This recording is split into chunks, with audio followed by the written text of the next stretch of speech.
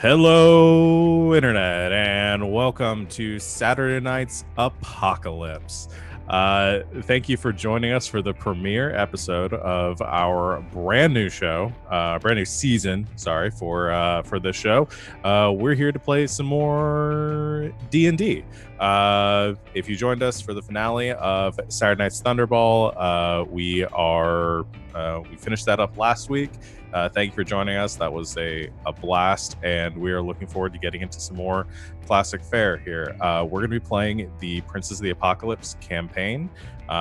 We have sort of tweaked it, or I've tweaked it, to fit a more post-apocalyptic vision. So we're kind of pulling from like Mad Max and some other popular post-apocalypse fare. We will be starting this campaign at level 1. I'll let the players, they're all going to introduce themselves in a moment. We'll see how many of them survive through the first level, and hopefully we'll be back for next week. I'm going to go ahead and go through our announcements, and we will I'll let everyone introduce themselves then. So we've got a lot of fun stuff coming up this next week, as well as some new things. Tomorrow, Sunday, we'll have the next session of Slang 101. That's our Monster of the Week campaign. Savannah runs that. It's at 4 o'clock Eastern Time. Getting into a new mystery there, so come join us. Did I say what system we use? I said Monster of the Week, didn't I? Okay, cool. On Tuesday, we'll be returning with Eos, another D&D 5th edition game that Barry runs. A lot of us playing that as well. Just fought a Hydra. We'll see what happens next. Well, I know we're about to have some daddy issues where we left off last time, so that's where we're picking up. If you like drama, come tune in for that. Thursday this week, we will unfortunately not have our regular show. All Mr. True is going on hiatus. If you missed that announcement last week, so we will have a gap in our schedule this Thursday. However, we will be announcing something that will probably be taking its spot in the next few weeks. So stay tuned for that. We'll let you know as soon as we can. Also on Thursdays, we had our last session last week, and our next one will be 2 weeks from then. Elegant Suffering, our Good Society game. Greek Sid runs that, and it is we're playing. Well, I already said Good Society. It's a Jane Austen inspired, token based game. It is a lot of role play, a lot of goofs, a lot of romance. If you like that sort of thing, come join us for that. Every other week at 8 o'clock. We had the finale over on Encounter Roleplay of Savannah's game, Heroes Next Door, last week, or yesterday. It was a lot of fun. It's all up on YouTube if you want to go check that out. They're casting for new stuff, so if you're interested in joining anything in the future, check out their Twitter. Savannah's going to be running something next season. That was announced yesterday. Can't say what, but that's going to you can hopefully play with her again. I think that's pretty much everything. Oh, new show coming out on Friday here. I'm very excited to announce. Talked about it on Thursday, but in case you missed it, this Friday at 8 o'clock Eastern, we are going to be starting with the session 0 of a new game that I'm running, Neon Souls, which is playing the Sprawl system. It's also powered by the Apocalypse. It's a cyberpunk dystopian kind of like corporate hit squads duking it out in a futuristic city environment. We don't have many details beyond that because we're doing our session 0, and a lot of that's going to be determined by the players. We're going to start that at 8, and you can come tune in and find out exactly what's going to be going on. That's going to be every week at 8 o'clock on Fridays. I don't think I missed anything else. So I'm going to go ahead and let the players introduce themselves, and then we're going to get into the game. First up, Savannah. Tell the people who you are and who you're playing today. That's me. I'm Savannah. I'm at Savvy Seaworth on Twitter, which is where I exist. I run Monster of the Week here on Sundays, and I play in everything else that Sean said. And yeah, Masks is over. I can say what I'm running on Encounter Roleplay Okay. now. Okay. But yeah, starting the week of August 3rd, I'm going to be running an Apocalypse World game in the Atomic Era as a love letter and an homage to Fallout, one of my favorite things. And applications for that game are open until tomorrow, so if you haven't applied, you can still do so. It's going to be Friday afternoons. Yeah, otherwise, I'm here. And today, I am going to be playing Theodosia Hanali, aka Thea. She's a sea elf rogue, soon to be scout. Next is Barry. I'm Barry. You find me at Dermot Barry. I run Tuesday's game on this channel, and I'm in some of the others. I forget. I get reminded weekly. I'm playing a long-tooth shifter called Fang, who is going to be fighter / cleric, which I believe is going to be Echo Knight and a light cleric. Which class are you starting out as right now? I forget which one you are. Fighter, so I can get my sword. Okay, cool. Just reminded myself. Next is Juliet. Hi, yeah. So I'm Julie. This is the only game that I play with this channel, but I did the art for all of the portraits this session. My Twitter is Said the Egg. And today I'm going to be playing Vivian, who is a Water Genasi lurker in the Deep Warlock. And on the break, we're gonna have a slideshow with all the art up in like big detail, so you guys can see it and check it out.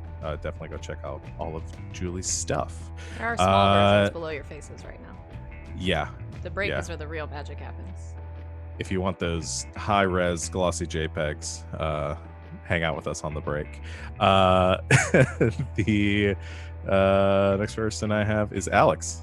Yes, hello, I'm Alex. OMG, it's some guy on Twitter. I play in some of the games here, and for this game, I am playing JA-22, aka Jazz, the Warforged Artificer. I think next is Andrea. Oh, you're muted. Okay, yep, I got it.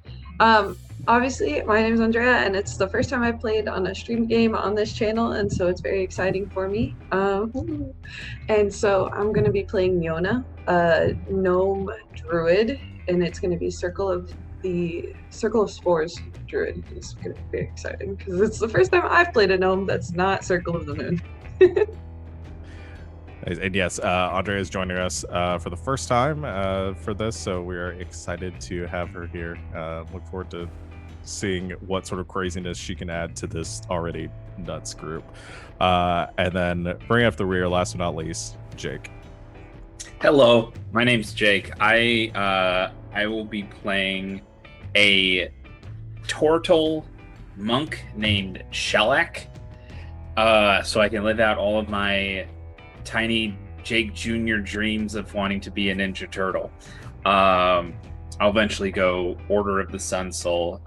This is the only game I've played or am playing right now. And if you want to see me on the Twitter with all my hot takes, I'm at JakeBeck27. So there's that. Awesome. I think that is everyone. I've already said my things. I'm Sean, the Kraken King, and I am running this probably going to be cluster. So that is it. You guys ready to get started? Yeah. Okay.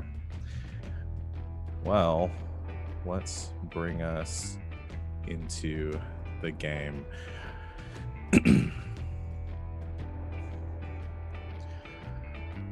Along the dust-choked expanse of the long road, a smoke cloud blooms. The sputtering and popping of an engine roaring across the countryside breaks the stillness of the valley. A crude, slapdash, gray metal car frame cuts across the valley floor heading south, the setting sun casting its long shadow over the dead grass of the road.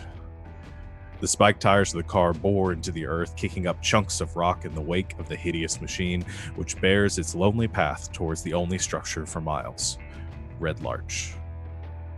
The town looks misplaced, as if dropped into this bleak valley from the pocket of a passing giant, an impression given by the peculiar rusted coloring of the surrounding iron walls, the settlement's namesake and its only line of defense. The dilapidated metal sheet doesn't stand to scrutiny as the roaring vehicle approaches, as the years have corroded the impressive bastion and filled it with holes for the vermin to scamper through. The vehicle cuts, skidding to a halt outside the narrow gap that serves as a passageway into the settlement. The driver extends the thumb of his right hand and jerks it in a sideways motion. Out. 2 passengers jump out of the car bed, windblown and dusty from the travel. And I'm going to have Fang and Thea describe themselves as the 2 of you come climbing out of this car.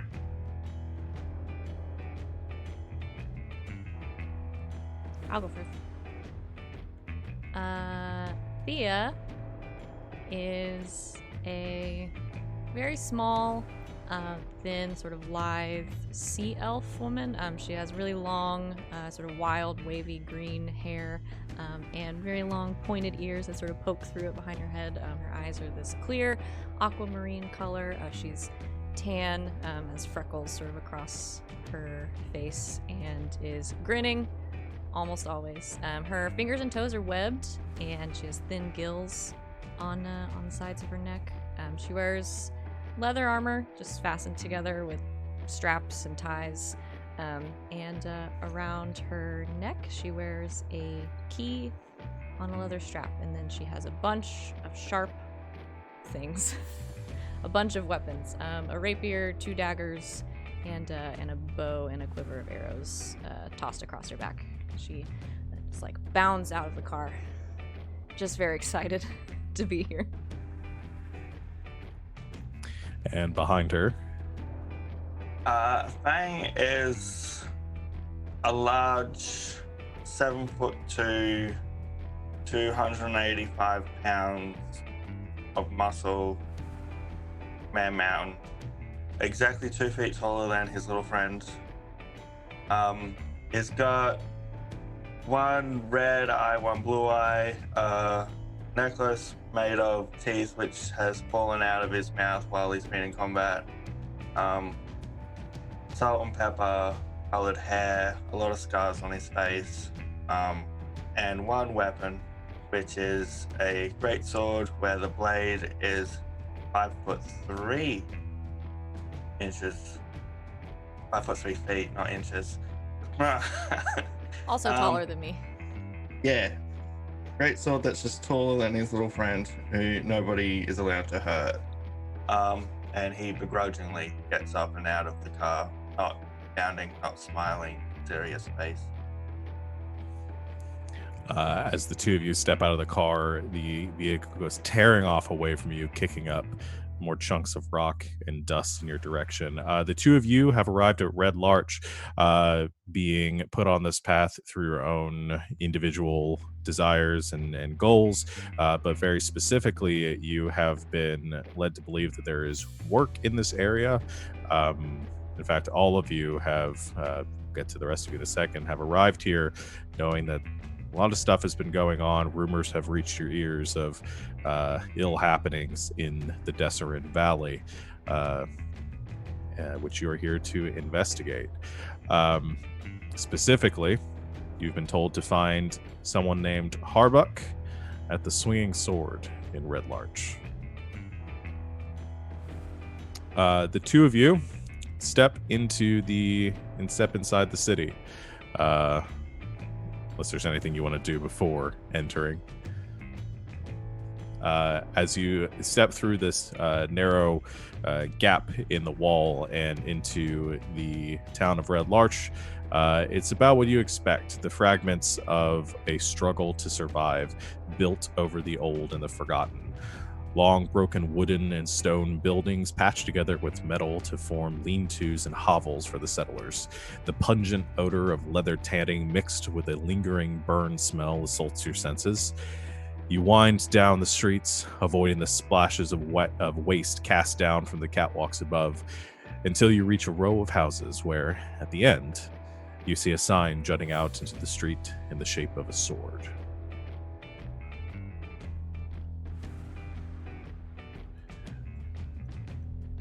Well, that's probably it. Let's get this over and done with. I'm so cranky. Fang, I assume, pushes his way through the doors first, sort of bursting through the swinging tavern doors.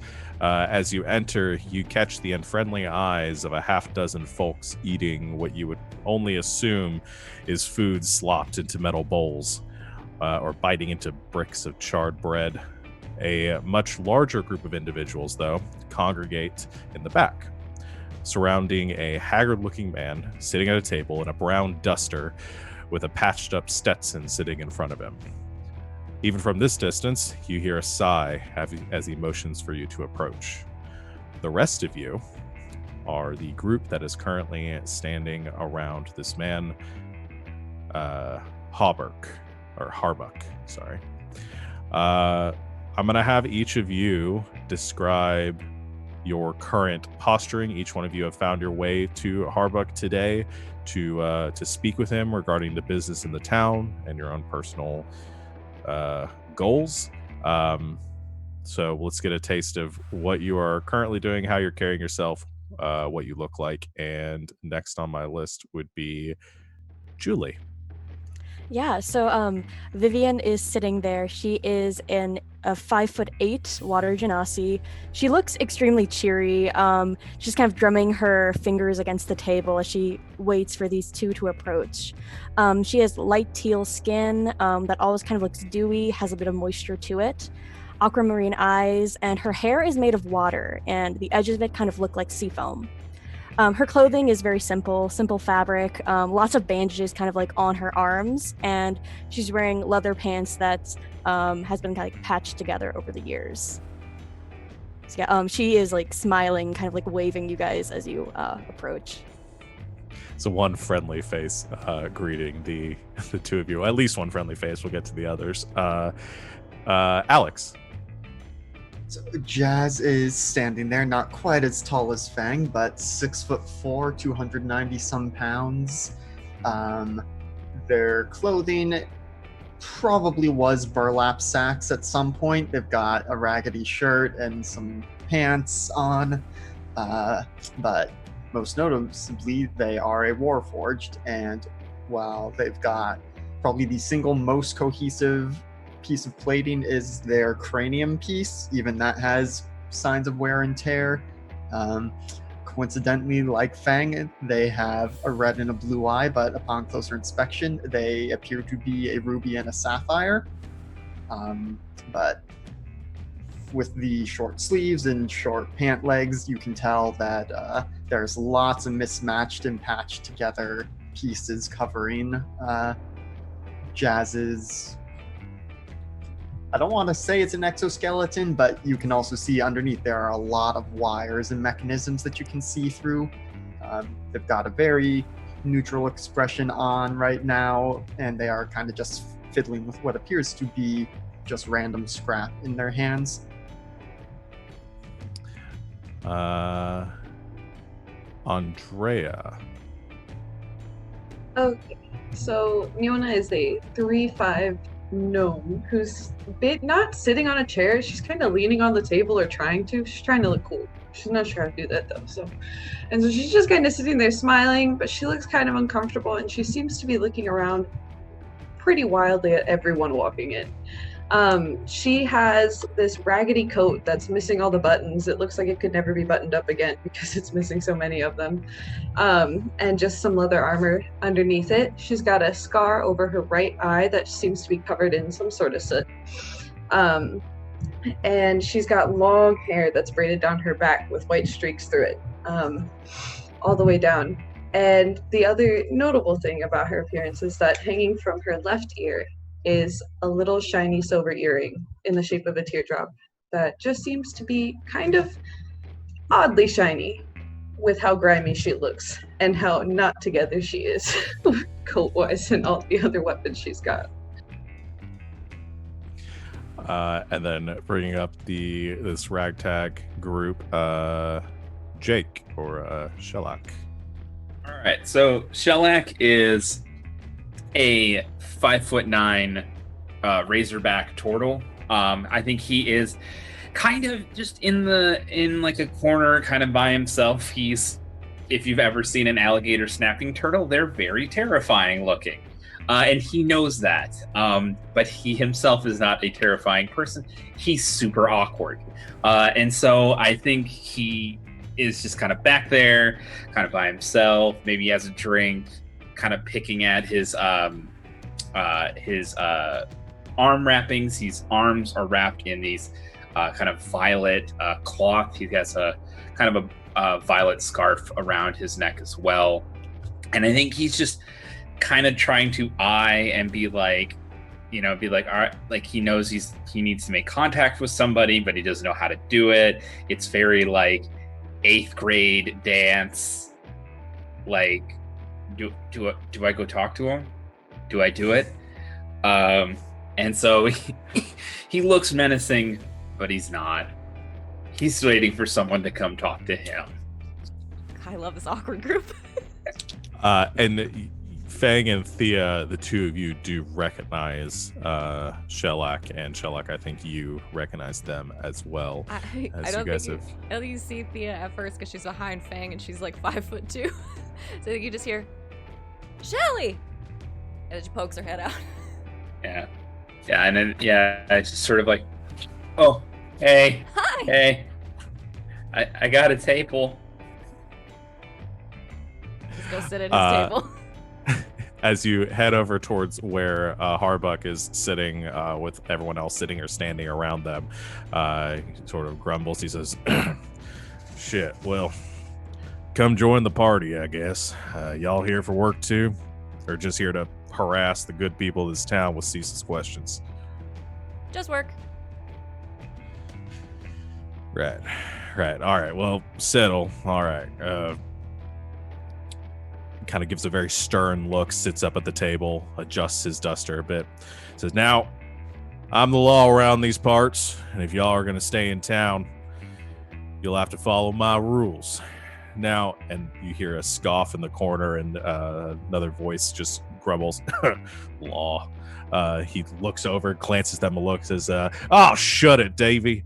Fine. Might not be the law in fact, but you bet your ass you won't find a good time here in Red Larch if you're not in my good side. Way I see it, you all can rough it out in the wastes, or we can find you some more cots here for the night.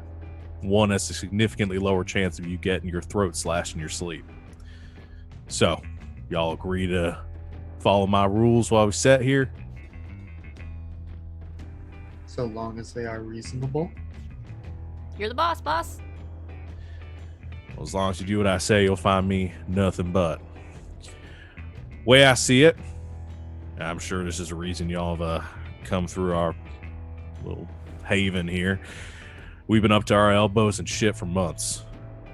And while I wasn't looking to put up this many mercs when I put out the word, if you're here, might as well get some good use out of you. So, you want a comfortable stay, full run of what Red Larch has to offer, might want to consider doing a few things for me, as well as the people around here. May even be obliged to lend you some wheels for my garage to assist for your business. How's that sound? Fang, do you know how to drive?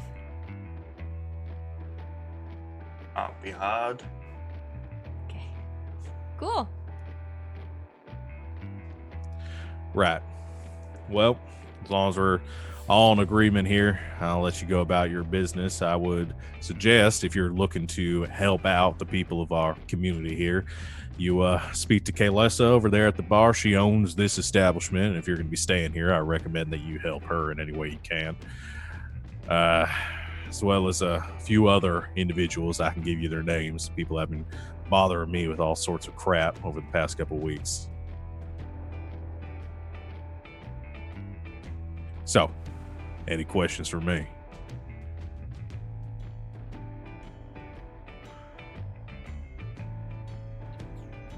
I mean, what kind of stuff's been going on? I don't even know where to begin at this point. We've had fires out back in the kitchens here, though. Kind of gives a glance over to the counter. I think that's mostly Kaylessa's cooking to speak for that. Fellow named Andrith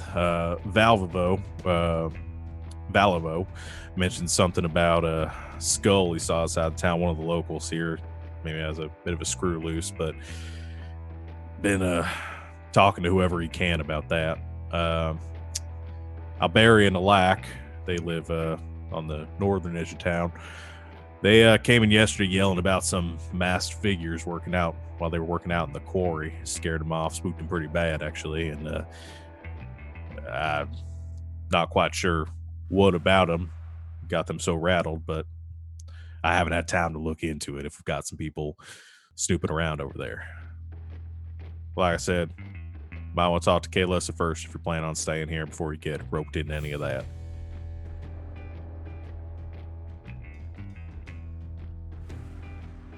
Seems like a straightforward enough list.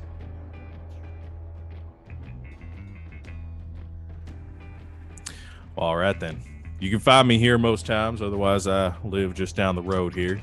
Come knock on my door and I'll answer any questions you have, as long as you haven't been getting into any trouble around here. If you do, I'll find you.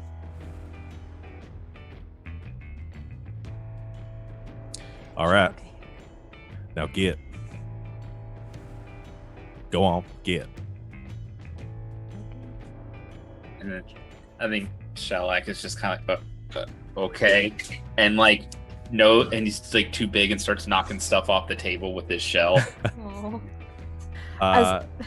As Vivian Good. stands up, she kind of looks at Shalak and she like slaps him really hard on like the back of his shell, probably like wincing a little bit when she hits one of his spikes and goes, "You're a funny one." Fleet. Okay.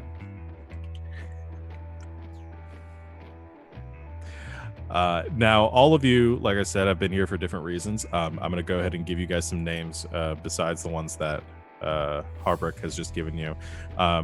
Some of you have contacts within the city that you've also been given names of, though you haven't met them individually.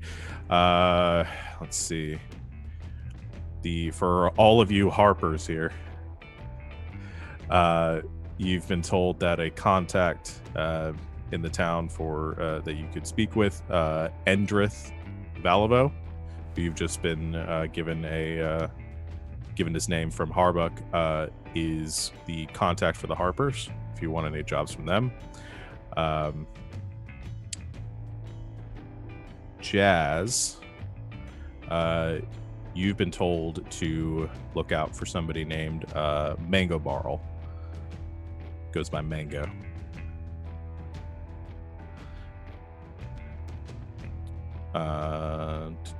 Did we have somebody who was the Emerald Enclave? I felt like we did. Yeah, okay, that's right. Let's see. You've been told to look for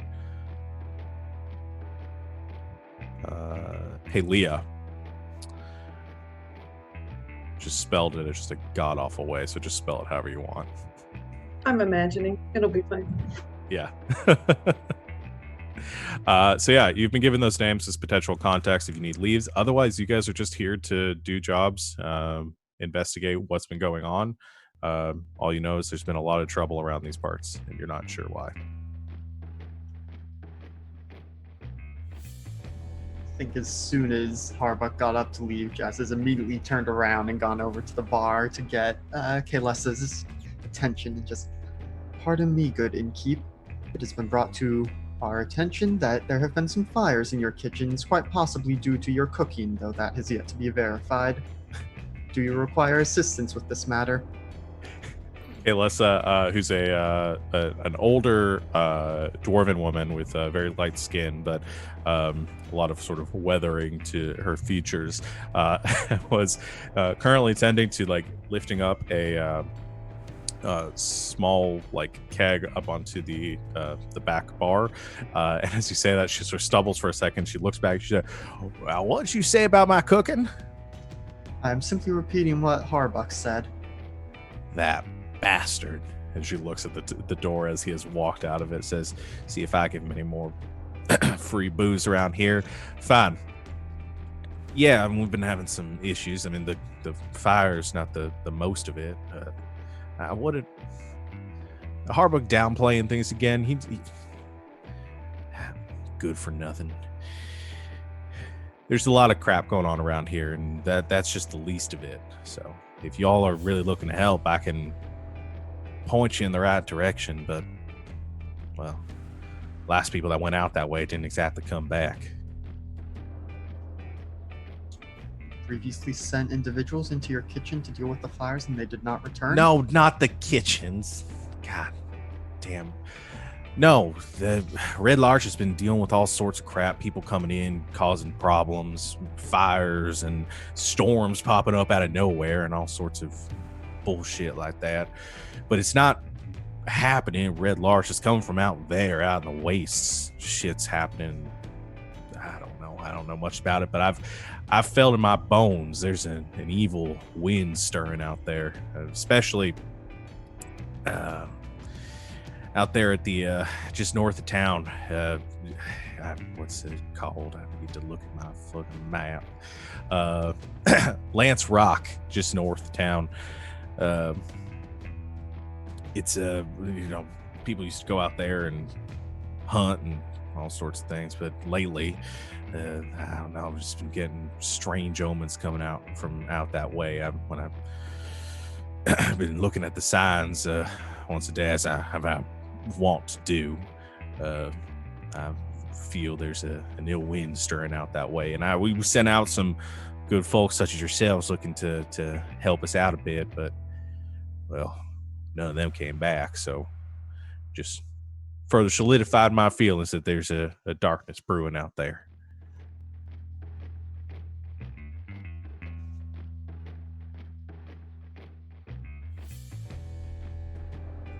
Jazz kind of looks back at the rest of the group to see if they have moved over to join the conversation, or...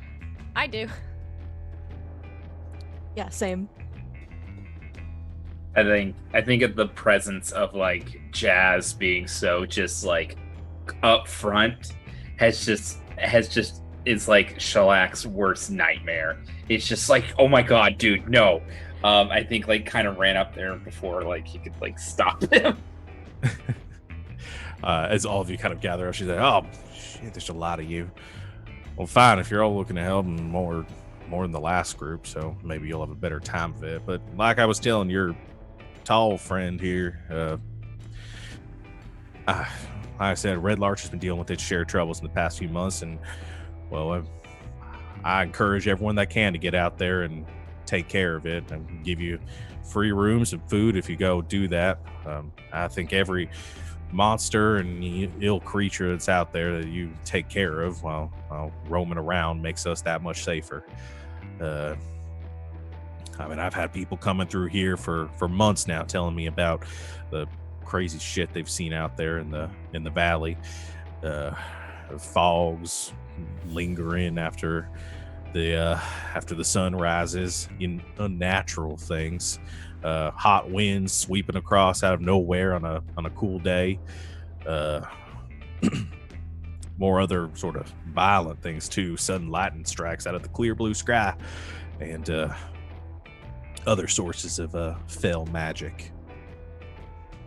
Shellac kind of just at the hearing this, he goes, "Has there been anything about big patches of earth or landslides moving or anything like that? Thinks about it, she says, I might have heard Earthquakes? some things like that. We get a tremor every now and then, which wasn't out of the ordinary. Happened once every month or two, but it's been a little more frequent than before. Had to tack down some of the beds, keep them from shifting around upstairs. What about storms? Like I said, we have storms coming in out of nowhere, just kind of rolling through. All sorts of unnatural weather phenomenon. Like I said, fell magic, and you believe me, Lance Rock, that's the source of it. So you said you can read omens? Yes, I can. My mama could do it, and I can do it too. Is that like a magic thing? No, it's just a matter of looking for the right things. A black bird on a clear sky, or dead snake in the road, that sort of thing. What if it just got run over? Well, not everyone knows where to look and how to interpret these things. It takes a keen eye to do that sort of thing. Okay. How long has all these like unnatural storms been happening? Lance Rock sounds like it's been around for a while, but the storms haven't? No, yeah, the rock has been there for a long time. I mean, as long as the valley, old as the valley itself, probably. But, the storms, the first time I remember noticing them was, probably 3 or 4 months back. Hasn't been too long. We have our fair share of trouble out here and always have, but it's gotten significantly and noticeably worse in the preceding months. And like, did you guys do anything to Lance Rock 3 or 4 months ago? Like, could it be angry at you? What would I have done to a rock to anger Not it? you. It's just the valley in general. The rocks can be angry too. If it's a magic rock, I'm not aware of that. Nobody's ever told. No, I mean, like I said, people go out there to hunt and salvage for scrap, things like that. But as far as I'm aware, nothing's changed. Only thing out of the ordinary that we've had is a couple of travelers coming through, but that's normal around here. I mean, y'all are more out of the ordinary than anything else that we've seen. Were any of them weird?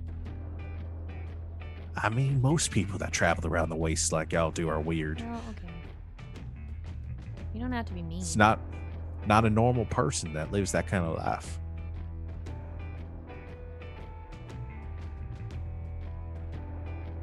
That's a little harsh because it's a pretty fun life. And Shellac just kind of is like, yeah, and kind of like looks at himself as it's probably the only turtle in the entire place. Poor awkward turtle. Like I said, it's put some of the denizens of Red Larch on edge. Some of these phenomena, understandably so. People not sure who to trust and not sure if their neighbors are the cause for some of this. I mean, that sort of superstition and the paranoia is sort of running rampant around here. Well, should we go scout it out? Adventure? Adventure? Adventure? Adventure? I'm pointing at everyone. I feel it would be more prudent to check this kitchen for the fires first, because if you all are to be receiving free food, I assume you would prefer it to be unburnt. Yeah, it might be. Yeah, we might want to check out this kitchen situation.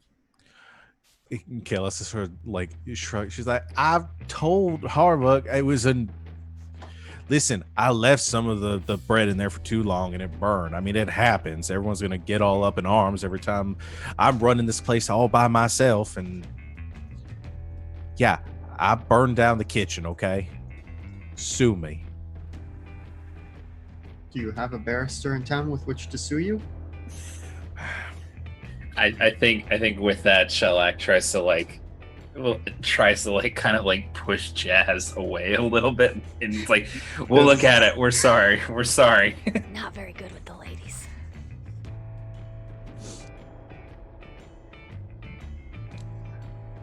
Oh, I've like pull on Fang's sleeve. Hey, Yeah. should we ask her about that guy? Who's that guy we're supposed to be finding?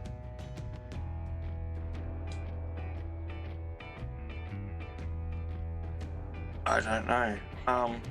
What's that guy's And name? I'll look at Shellac, but I'm pretty certain Fang's been told with friends you give him a nickname, and when he saw a turtle, he just saw the Soup. So he's just gonna be like, "Hey, Soup." It's not good with nicknames, okay? He's trying. That's great. I think Shellac just kind of like turns around and looks at Fang. And it's like, what? He likes Like- nicknames. Just go with it. Who are we meeting? Or who do you have to meet? Well, I was told that we should meet the Harper's contact. That Found his was what yeah, Endrith. Endrith, Endrith. yeah. What about Yeah. Fang? What about that other guy? The one you're supposed to kill. Oh. Yeah. Totally forgot about him. Should I ask? Okay, yep. Barkeep, Yes. is there, we're certain you're the one that's burnt the kitchen down and it wasn't a fire genasi, right?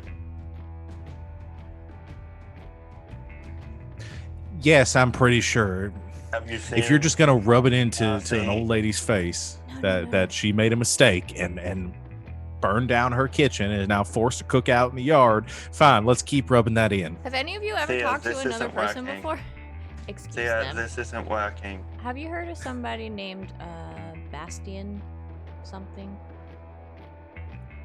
Bastian Thermanda? Thermander. Fire genasi, like fiery hair and stuff. I think I remember someone like that had come passing through here. I'm not aware of an individual like that. Don't know if fire genasi's just come through, killed a bunch of people and left. Okay, let's. Not in recent memory. If you Cool. see Thea, I one, don't think he's here. you let us know. Oh, I will surely do that. Good day.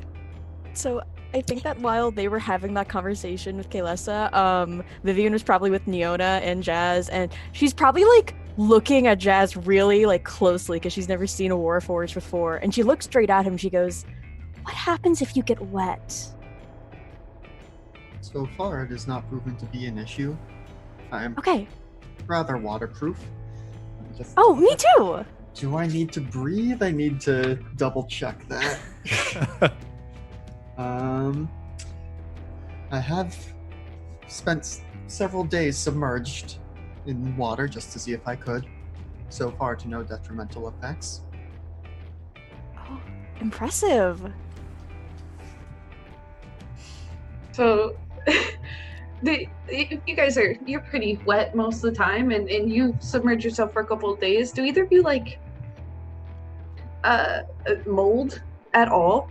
Because like you're so like if you're in a cave the whole time, like I don't know, you're just kind of wet and you get in the dark. Like Out of nowhere, Shellac goes, "I have moss on my back from being in the water too long." can I keep some?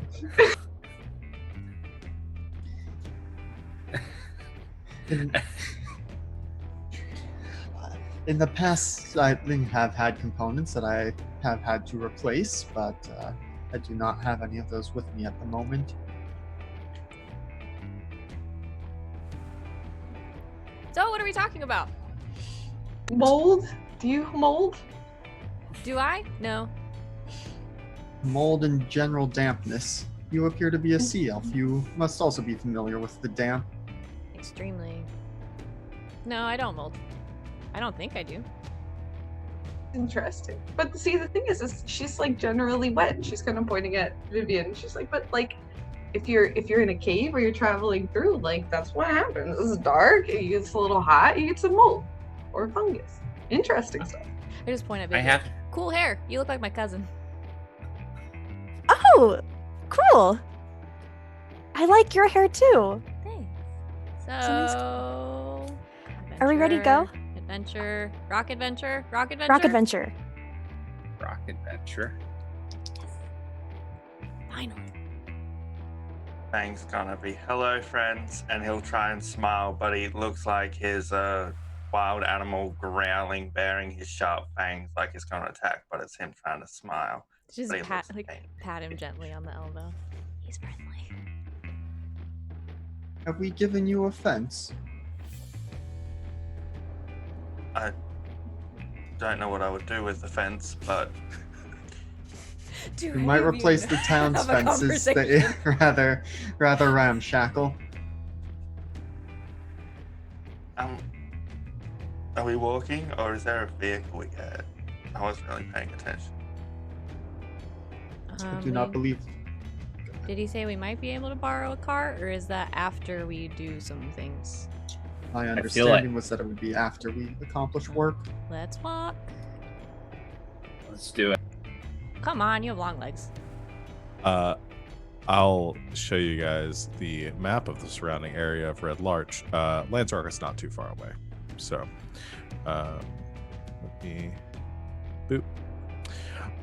So where you guys are currently at is that big place. This is Red Larch.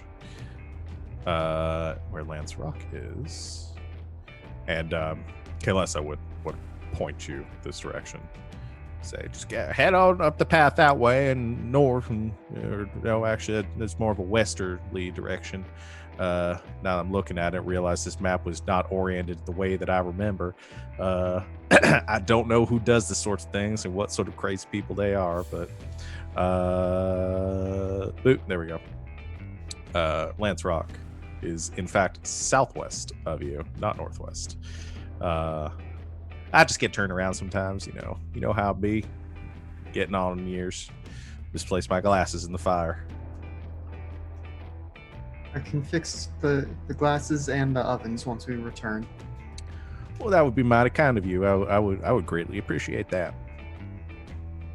Deal with the rock first. That top priority. Glasses next. Then we'll talk about the kitchens. All right. Well, you go on, get. I'll start walking out. That's what everyone in this town's going to say to get you guys to leave. You gonna start All right. a roll before we leave, just because they keep telling us to get? No. Come on. All right. So the 6 of you, now united, head out of the Swinging Sword and into the town. You get a lot of strange looks from the denizens of this town, as now you are traveling in a large group of very strange individuals, unknown to them. And you can see Harbuck kind of down the road, sees you all, tips his Stetson at you, and lets you all pass on by, leave the town. As you exit Red Larch, looking out to the wastes around you, you can see off in the distance to the southwest, over some of the rolling hillsides, you see one large gray rock that's sort of piercing up into the sky, giving it its name, providing you a very easy guidepost to approaching it.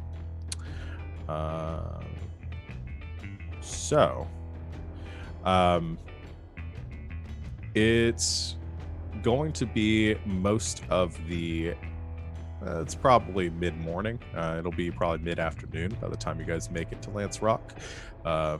Fair bit of travel to get up that way. I'm not gonna have you guys roll for that.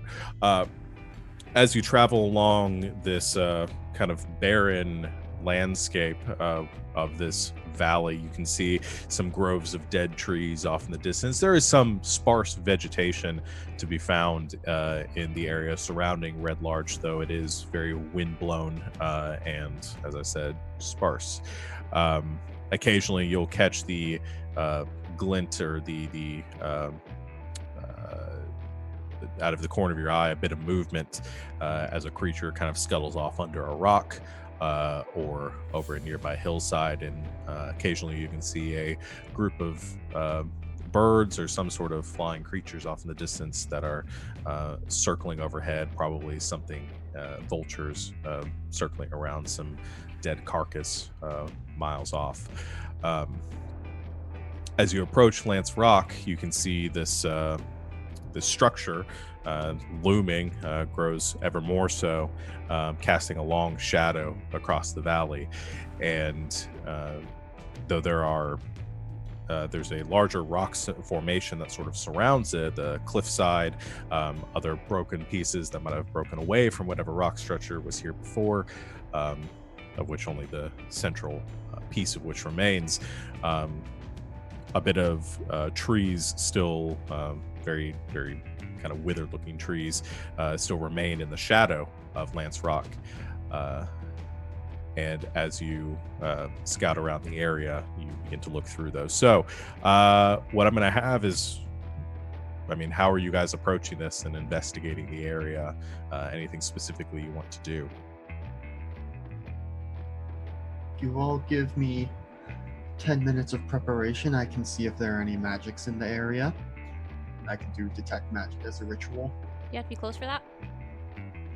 Yes, but there may be ambient magic in the air, but the spell will last for a while, and I can recast it as needed. I can And peek you ahead kinda- and make sure there's nothing like weird crawling around.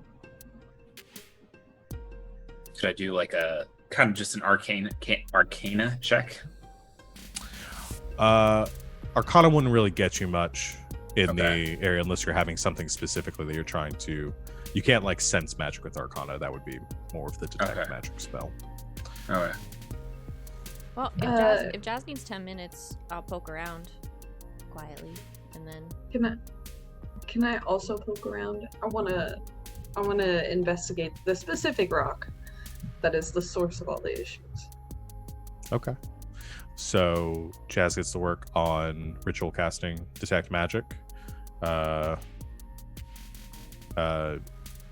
Niona and I'm trying to remember everybody's names. Sorry. And Thea are going to scout around. Correct. Mhm. All right. All the two of you make, I guess, either survival or investigation, maybe perception. Any of those really work. I'll flavor it depending on which roll you want to make. Would nature also work? Nature would work. Say if you wanted to get a gauge of the sort of natural phenomenon going on here. Straws of the game. I'll Yeah, do, make I them guess, good ones, guys. Perception. Okay.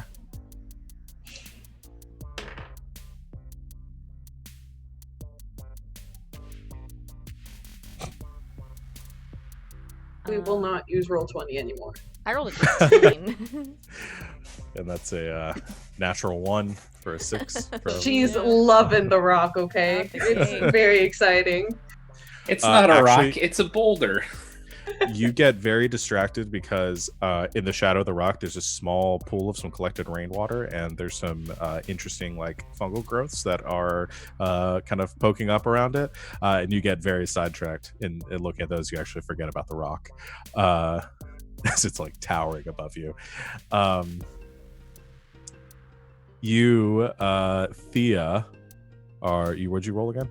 Yeah, 18. 18 on perception? Mhm. Okay.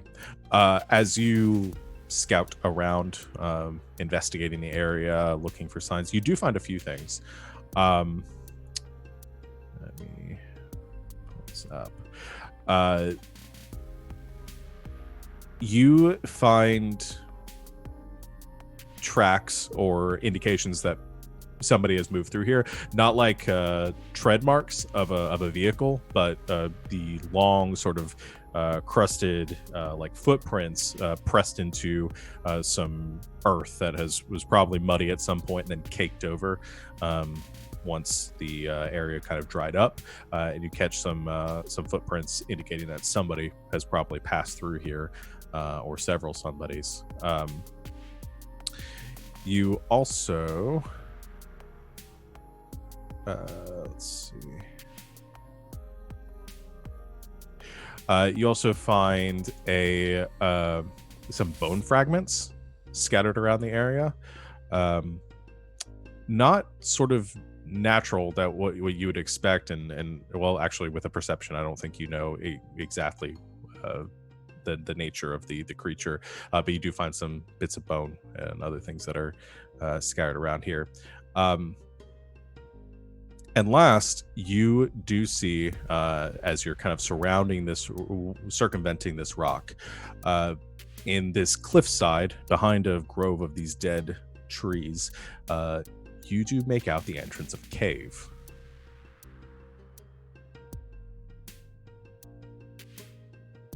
Okay.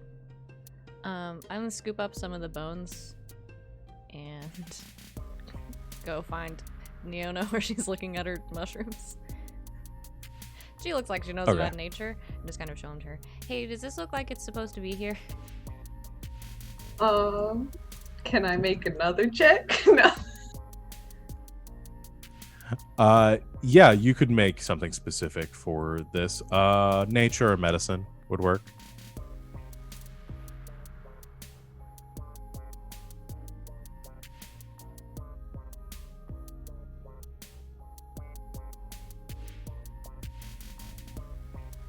So I got a natural 20 and I'll do a nature check. So that's +5, I think. Okay. Just like highs and lows here. With the natural 20, 25 with that. One, you know this is human bone. Looking at it, this is not an animal remains. Two, it is very degraded from what you'd expect it to be like on the surface level here. Almost unnaturally degraded. And it doesn't appear, as far as you can tell, it doesn't appear to have any like bite marks or anything on it that would indicate like an animal had been gnawing on it or eating it. So with it, you don't have a full skeleton, but based on what you're looking here, there's probably a piece of a body or that was brought here but not eaten by an animal a fairly long time ago, maybe a few weeks or a month. Well, it is natural. I mean, there's bones everywhere in this wasteland. It's just not animal, though. It's a person, unfortunately. And they've been here for a bit, but it's not too bad. And they are decayed, though. I don't know how they got eaten or not eaten or anything. I'm not sure how they ended up as a bone. That's fair. As the two of you are turning to take this or looking this over and beginning to make your way back to the group, you do catch between you in this cave, Thea, with your perception check from before, there is a sign embedded in the ground that is currently between you, probably a couple hundred feet south of the entrance of this cave. What does it say? You can't quite make out the wording from here. Do you go closer? Carefully. Okay. You carefully approach. Nothing seems to happen upon your approach. However, you do see a hand-painted sign in a very it's a very difficult font to read. Whoever wrote it was not so clear with their lettering, but you see this. I think that'll pop up.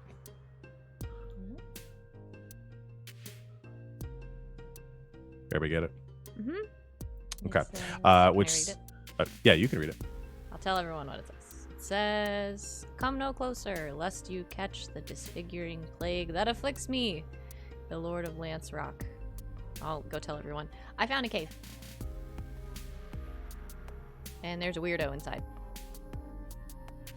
Well, that sounds par for the course. And also a dead person. That's not good. Part of a dead person. I'm gonna hold up a piece of bone. Wow, you're finding everything. Should we go into the cave? I think so. I think the cave sounds fascinating. Okay. Well, maybe, and I just kind of point to Jazz, who's probably still working on his thing. I'm like, well, maybe we should wait in case there's by some, this like, point, he's Yeah. finished the. I'll So, say about Okay. this point, Yeah, we should see if he there's weird finishes. magic. Yeah, for those of you who are sticking around, it was probably kind of an uncomfortable sight, and for Vivian especially, because I think you're the only other caster, it doesn't look like magic. Jazz took out some tools from one of their pouches, and at first was just like kind of tinkering with them, maybe adjusting some things on their robotic fingers, but eventually, because this spell has to do with the senses, shifted to like messing with where ears would be, and nose, and tongue, and eyes, and eventually just kind of used these tools to reconfigure things until the spell was complete. Vivian did not like that, but she kept watching. I have finished my preparations, and I'm ready to venture forth. Do I get anything with Detect Magic where I am? Let me go ahead and click it, but I think it's 30 feet. Within, I think it's 30 feet. Mhm. As of right now, where you're standing, you don't get any signs of magic, but I'll keep that in mind as you guys head towards the cave. Now, should we just like walk in there? There's no other way. Just Well- walk in and get whatever attacks. I mean, if we proceed slowly and we have this detect magic spell on, I think we should be okay. It might be dark in there. Can everybody see? No, but I can produce light. Just don't want to scare the weirdo that probably lives in there. I've moved us over to the map. This is my first test to make sure all the lighting stuff is working. Can everyone see their tokens at the bottom of the map? They're very tiny because it's a very large map. But everyone's tokens should be there. You should be able to move them. You should be able to see the lighting. You can see it about there. On About the there. map. Okay. Yeah, I have it about with the sunlight. Currently is lit up out here because it's still daytime. All of you should have your individual like vision distances set too. But if you guys cast light, then I'll adjust. Can you put it to where we can see everybody's HP? Oh, can you not? I can see You the can see the bars, bar. but not You, numbers just or not the names. numbers. Yeah, I think- I will. I left the If names not, off so it wouldn't get too crowded. I will adjust the numbers for next time. Okay. I But think as you guys can just say what numbers you have. As we make our way over, Jazz will reach into another pouch and pull out just a pebble and kind of, again, just taps it with one of the tools they were using before, and it begins to emit a bright light up to 5 feet and then dim light for another 5 feet. This is Perfect. about as much light as I can produce. And if we are attempting to be stealthy and not scare this Lord of the Cave, I am not very good at being quiet. As Yeah. there's lots of clanking and shifting of metal. Well, we'll go first. And then I guess yell if something happens. Big audible sigh from Fang when Thea's like, I'll go first. She's You can come. Can you be quiet? You know he can't be quiet. Just stay a little bit back.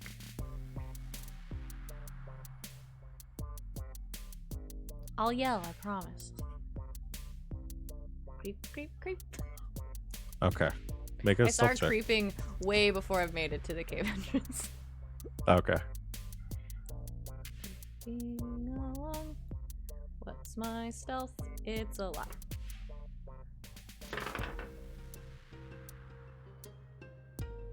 That's 26. Okay. 26 is a lot. You come creeping into the cave. No, as far as you are right now, on the map, nothing sort of you don't notice anything. The cavern entrance is a bit quiet. Let me see if there's anything other details. So the cave mouth opens to the darkness, and there's a breeze that blows through it. As you do approach, you catch a faint odor of like decay and death.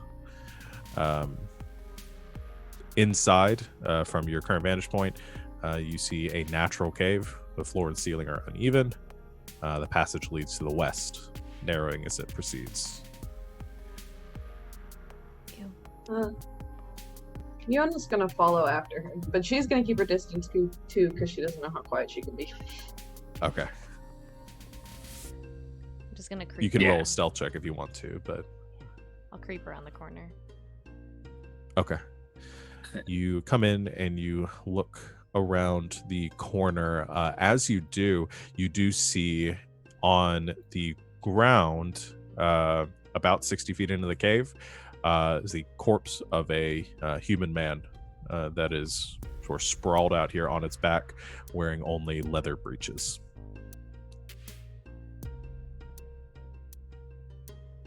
Creep a little closer.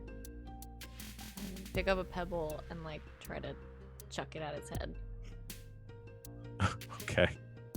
What are the rest of you doing outside? I think Shellac would probably be like near the cave, but not gone in yet. Kind of waiting for like an all clear or like, hey, come this way. Jazz is at the invisible line of just outside the cave, but is like just standing there waiting to see if we get called in. All right. And you saw that within 30 And feet. Vivian's gonna be next to Shellac, and she's probably just gonna be like whisper talking his ear off while they're there.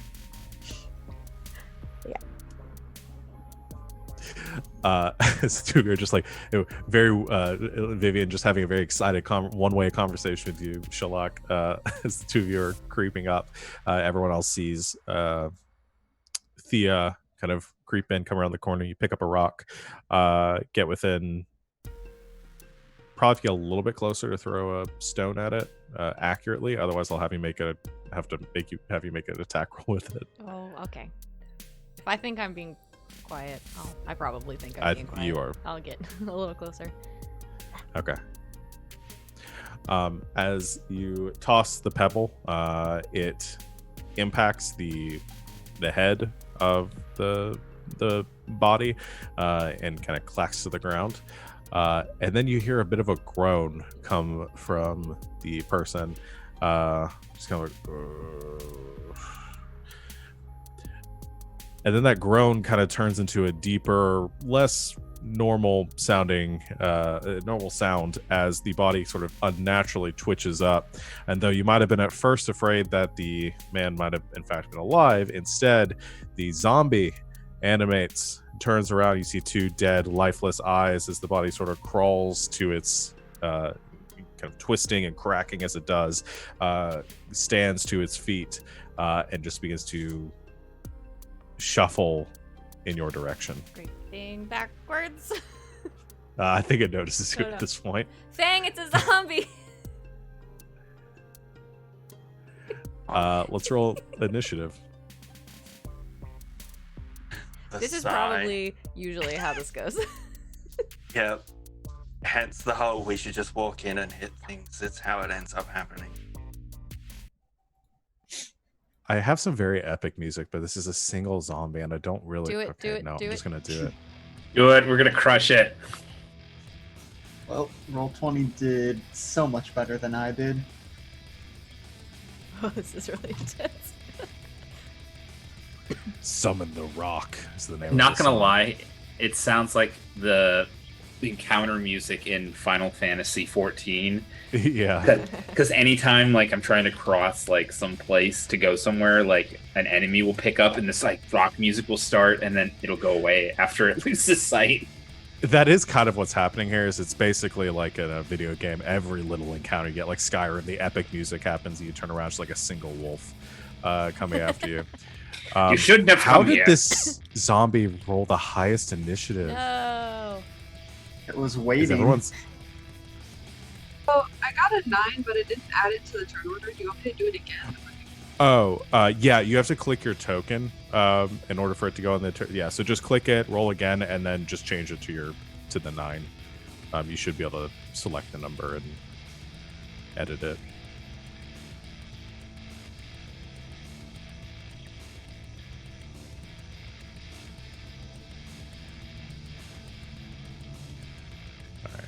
Change it to 9. I will order this. So it'll at least get one turn, which is probably just going to have to use walking towards you. 20 feet. Yeah. So the zombie moves. Should I do this?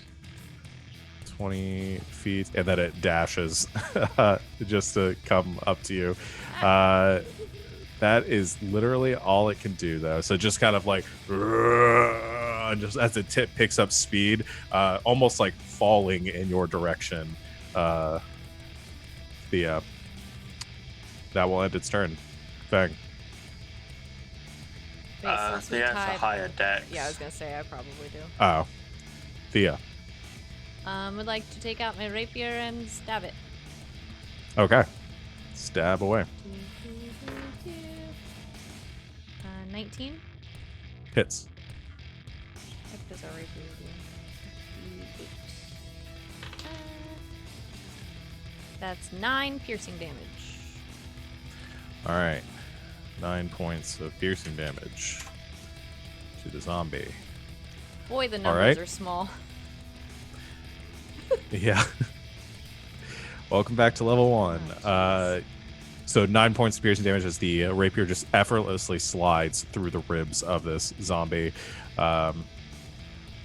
You can tell it did some damage, but the zombie does not seem overly concerned about it. That it for your turn? I don't think I can do anything with my bonus action. Not yet. Nope. Yeah, that's it. All right, Fang. I'm gonna go running in, and quite gracefully, it seems, he will pull his greatsword out and swing 5, 10, 15, 20, 25, 30. I can make it. Let's Just go barely. for the.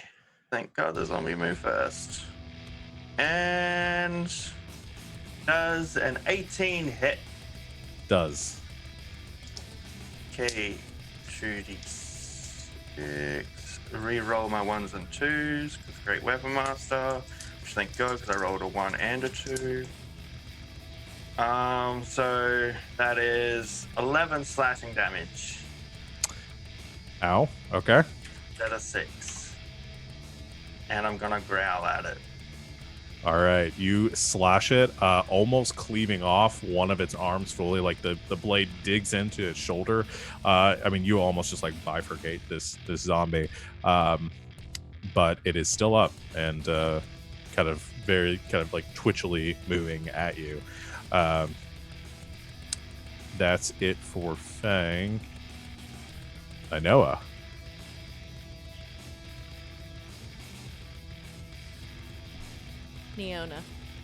Neona, sorry.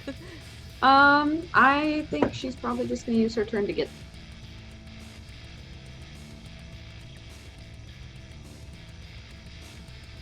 All right, she used turn to what? She's gonna probably just use her turn moving. Okay. Because she can only get so close. All right.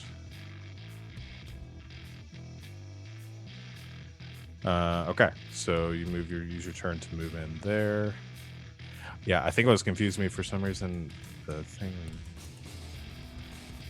letters are swapped around on the sheet. Okay, I see. All right, you come running in, Sherlock. Yeah, much like I'm going to do the same. I'm going to use all my movement of 25 feet, and then dash another 25 to get right up next to it. Okay, everyone's And that's all surrounding the zombie. Yeah, that's all I can really do. Level 1's so- great, guys. Yeah, exciting times. Vivian. Okay, Vivian's also going to move, but luckily she has a range. Finally. Yeah, so we're gonna get there.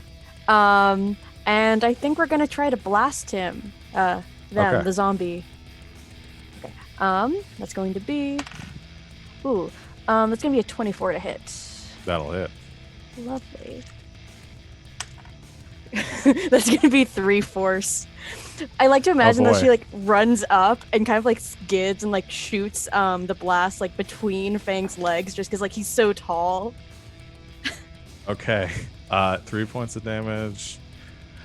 So the blast hits and blows away half the skull of the zombie, and it like takes a step back and kind of like it's gonna fall, and then just it continues to stay up. Not quite enough damage to kill it. It is barely standing though. That's Vivian's turn. Jazz. Jazz will look at everything that's going on, kind of look down at the ground, take one perfunctory step into the cave, then uses one of their tools, raises a finger towards it, uses the tool to like twist a screw or something. The fingertip pops back, and it appears that like a heat wave is being sucked from the zombie as I cast Frostbite, so it needs to make a con save. Okay. Save. That is a 9. That fails, so it's going to take some cold damage. 5 points of cold damage, and it has disadvantage on its next weapon attack. I don't know if it makes weapon attacks. Yeah, anyway, I mean, attack counts as a weapon attack. So, Yeah. That, okay, so it'll, any non-spell attack counts as a weapon attack. Make another save for it. How much damage was that total? 5? 5 cold damage. The ice sort of freezes its skin a little bit, and some of it breaks away, revealing like the skull underneath, and it staggers once again, but it is still up. Zombie will not be stopped, which means it's going to get another turn to everyone's surprise, but it has disadvantage on this attack. Who is it going to go for? Oh boy. I think it's gonna go for Fang, because you kind of slashed into it, so you kind of pulled it and it in your direction. It seems to be more like engaged with you, so it takes it slashes out, swipes out to slam at you with its arm, which is kind of like encrusted in this ice, so it's moving a lot slower than it was before. All right, so it's a 12 to hit. Misses. All right, you just dodge out of the way as the arm just uselessly passes in front of you.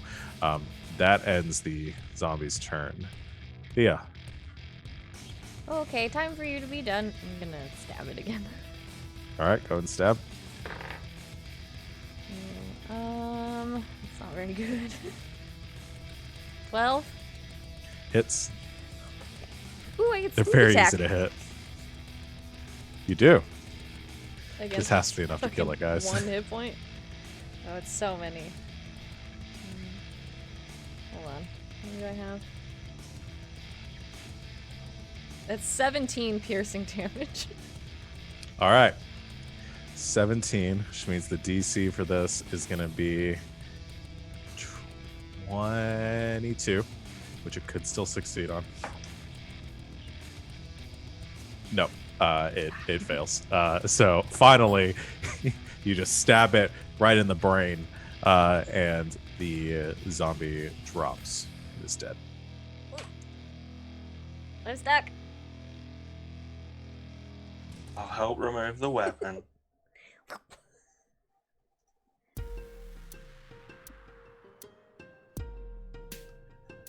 I'm more sneaky.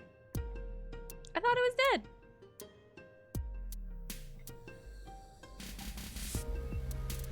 Is everyone all right? I'm fine. That was gross. Sorry.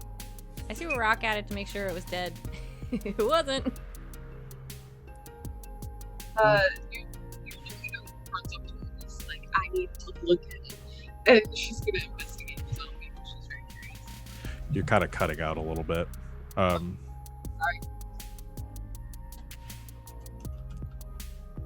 I have it on like my push to talk, so that might be me rather than any other thing. But Yeah. she wants to move up to the zombie. I can't hear what she's. She wants yeah, to I go can't look hear at what the you're saying. zombie. Look at the zombie. Okay. Okay. Yeah, you go and investigate the body of the zombie. What are you looking for exactly? Are you looking for items on it, or are you just trying to investigate like the nature of its resurrection, or what are you looking for? It's more so like how it came back to come at us in the first place. She's really interested in what may have caused that, or if he has any mold or fungus on him, because he said it was some sort of decay on the sign that he quarantined himself in there. So she's very interested. That's what she'd like to look at. Okay. A medicine or a nature check would work.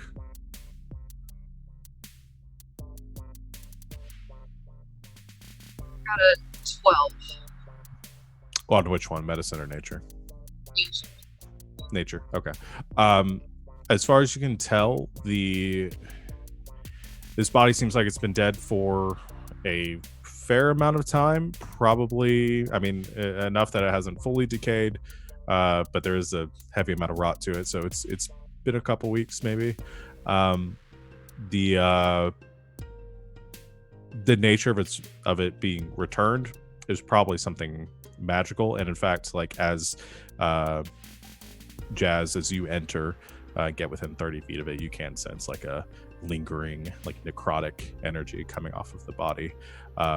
It doesn't seem to have any plague or anything on it. The nature of this person's death actually looks like they were. You find like these scorch marks across their body, across their chest, like they were blasted with something almost.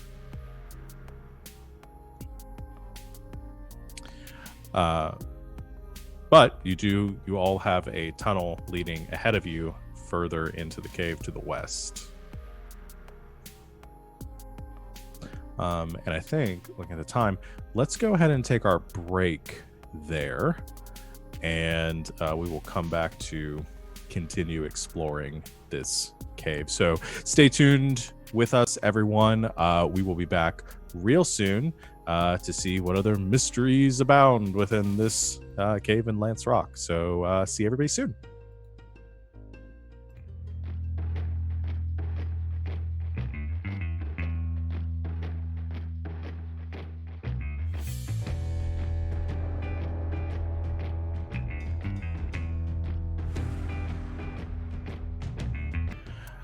And welcome back, everyone. Thank you for hanging out with us on our break. We have just finished the first half of our first session of the Prince of the Apocalypse campaign. Welcome, everyone. Good job, everyone.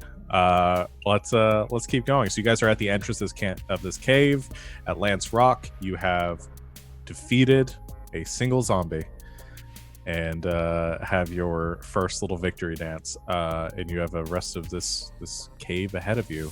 What would you like to do? I'm creeping away. You're going to sneak ahead? First sign of a body, you better walk back. Okay. No more rock. Make a stealth check. 18. 18. All right. You begin to creep ahead. I'm going to move you if you want, or unless you want to move your own token. Well, okay. Unless you want to All right, put the me in a certain passage. spot. No, you can move forward. The passage narrows as you proceed. Let me get my descriptions here. Eventually, as you reach about right there, the tunnel opens back up, and you see ahead of you there's a round, high-ceilinged cave opens up here with two narrow exits, one leading north and the other leading south. There's a flat boulder that sits in the center of the cave, about 6 feet across, 8 feet long, 3 feet high, and dark stains color the top of it.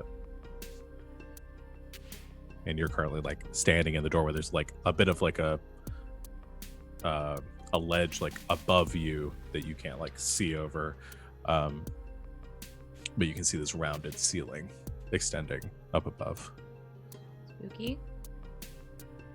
Carefully looking around. Don't want to step on anything bad. I'm just gonna like edge around the corner. Okay. You edge around the corner. What's your passive perception? 16. 16. Okay. You kind of come around the corner. As you do, you hear like a bit of a shuffling noise, and a small stone falls to the ground just beside you. And you look up and you see just over the ledge where you just walked through, they don't seem to have noticed you, but there are 2 zombies standing on the ledge above that entranceway, each one holding a wooden box that seems to be filled with rocks. It's a trap. It's gonna creep back down the hallway. Okay. You then creep back down the hall. It's a trap.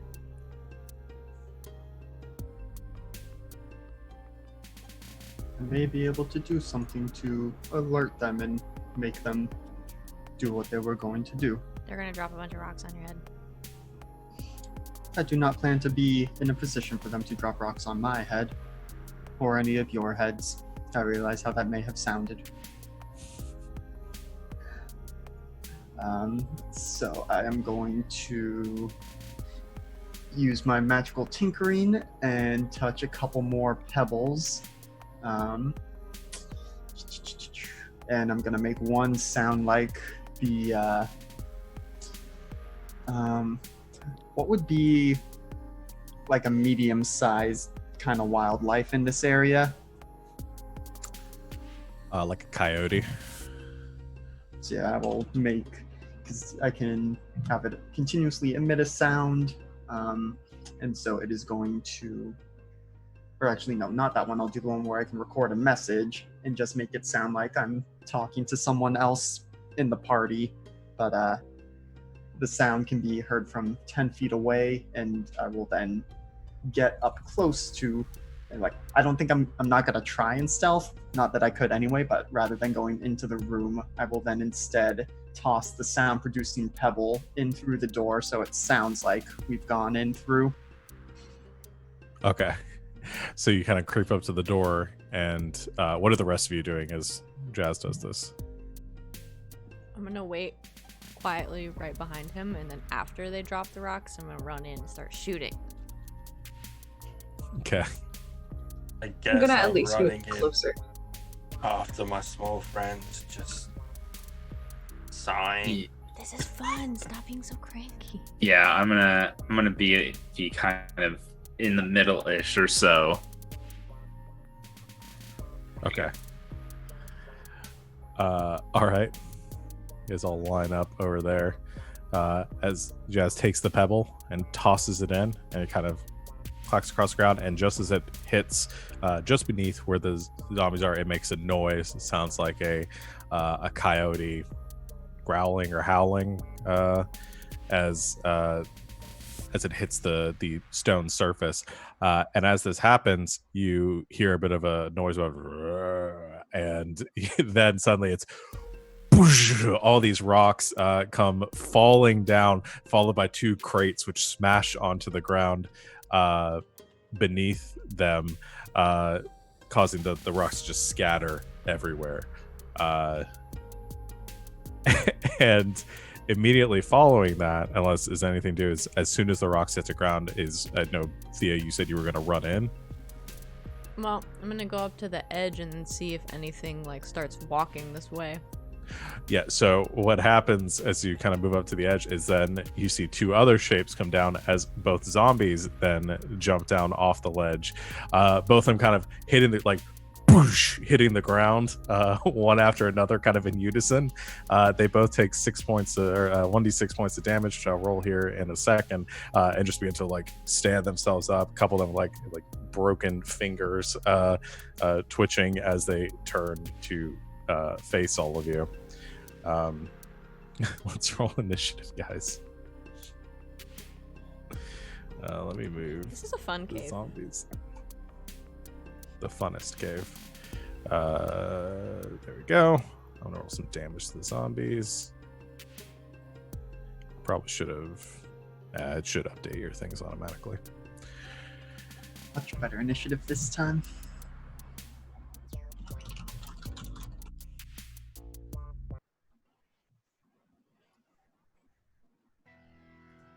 For some reason, it didn't take the first one, even though it was selected. So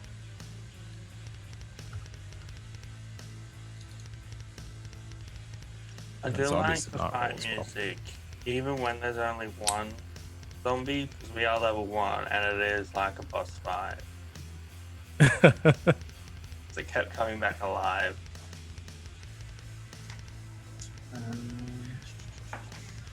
They both take 6 points of damage. Like they had 6 health and they just died, and we rolled no reason. Not exactly, but they are noticeably injured by the fall. Okay, if everybody's on the board and that those rolls are accurate, Thea will be going first. Oh, jeez.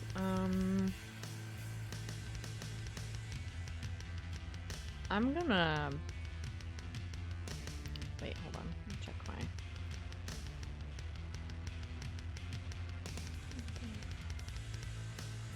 Nope, I'm gonna back up. Just kidding. I don't want to get hit. Ah.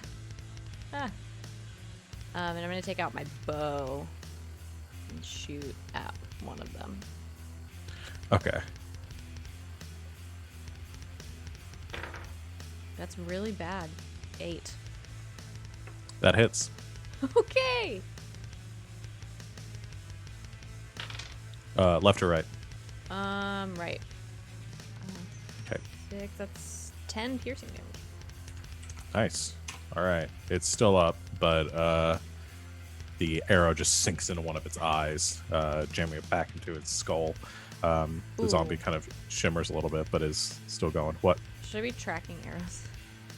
Nah, I don't care about that. Okay. That's boring. All right. That's it for you. Jazz. It'll be Vivian first. She's got better decks. Oh. Vivian. Okay. I'm gonna go ahead and shoot the one that Thea just did. That's going to be an 11 to hit. That'll hit. Yay. Okay. That'll be 7 force damage. Okay. Gonna roll quick. Oh, very well. It gets blasted in the head, chunks of it scattering off, but the zombie continues to stand. Okay. As a bonus action, I'm gonna use Grasp of the Deep. That's the one that summons the tentacle. Okay. So I'm gonna summon that right behind him and try to strike him with it. Okay. Okay. Ooh, that's gonna be a 17 to hit, That'll hit. and then that'll be 1 cold. Cold damage. Okay. Roll. It's still up. Okay. That's So it for me. The tentacle just whips at the back of it, trying to knock the zombie into the ground. Okay. Jazz. Jazz is also going to back up further into the cave.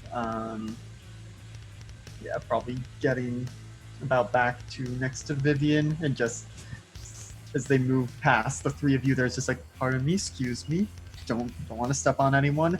But then as they are doing that, is doing that thing again where they tinker with their fingertip and draw heat from the zombie that's been damaged as they Okay. cast frostbite. So another con save, please. All right. It's cocked. Bad. Like a 9. Okay, that fails. 4 points of cold damage, and if it survives, it has disadvantage on its next attack. God damn, I'm killing these. That's an 18, so it still succeeds on its save to stay up. But it does have disadvantage on its next attack. And that is it for my turn. All right. Oh, also, I forgot to yeah. say this, but because it got hit by the tentacle, its speed is reduced by 10 feet. Okay, so reduced by 10 feet, disadvantage on attacks. That zombie is fucked. All right, Fang.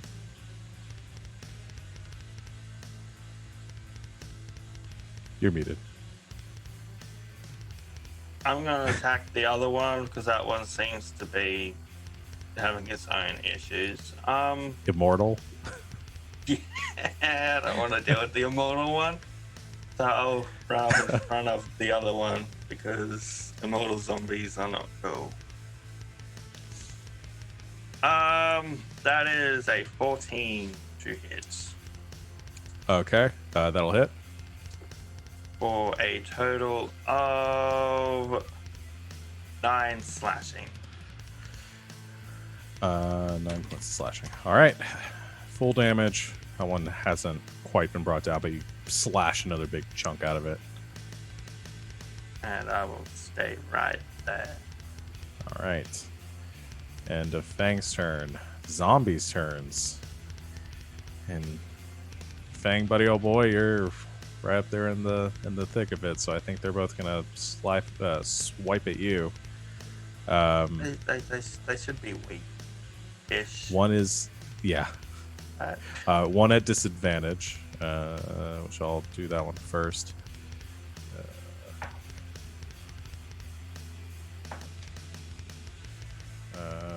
That's a 12. Misses. The other one was a 20. Hits. Okay. That is 5 points of bludgeoning damage. Oh, buddy. Gives you a nice slap on the back. So both the zombies kind of begin to claw and grab at Fang. One of them getting a solid hit in, kind of knocking Fang back a bit, but he's still up.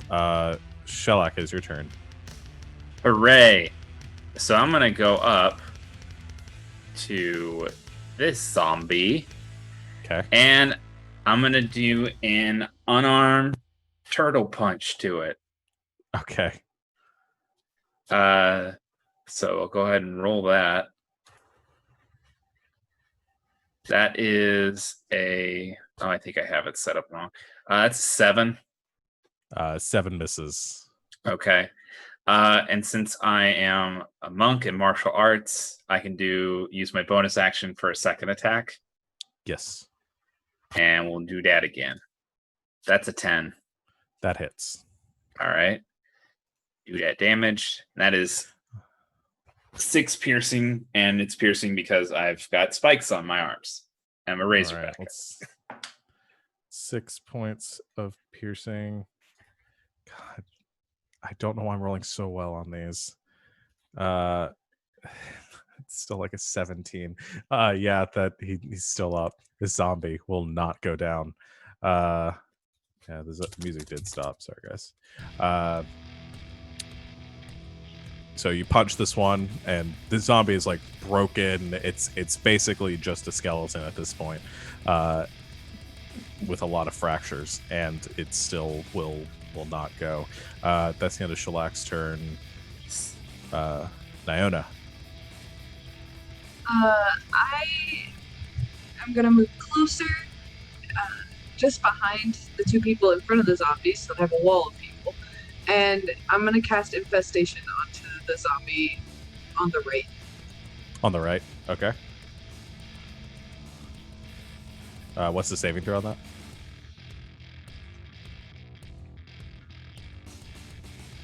It's gonna be a 13. What's the stat though? Is it con save? Okay.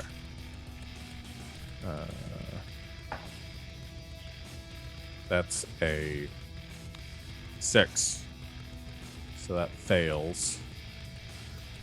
Okay, so the spell deals poison damage. Yeah, it does do poison damage. Okay. Zombie's immune to poison damage, That's okay. but It can still I'm move sti- though. yeah, I see the movement as still working. The zombie doesn't like bugs, or distracts him enough. Roll a d4 for me.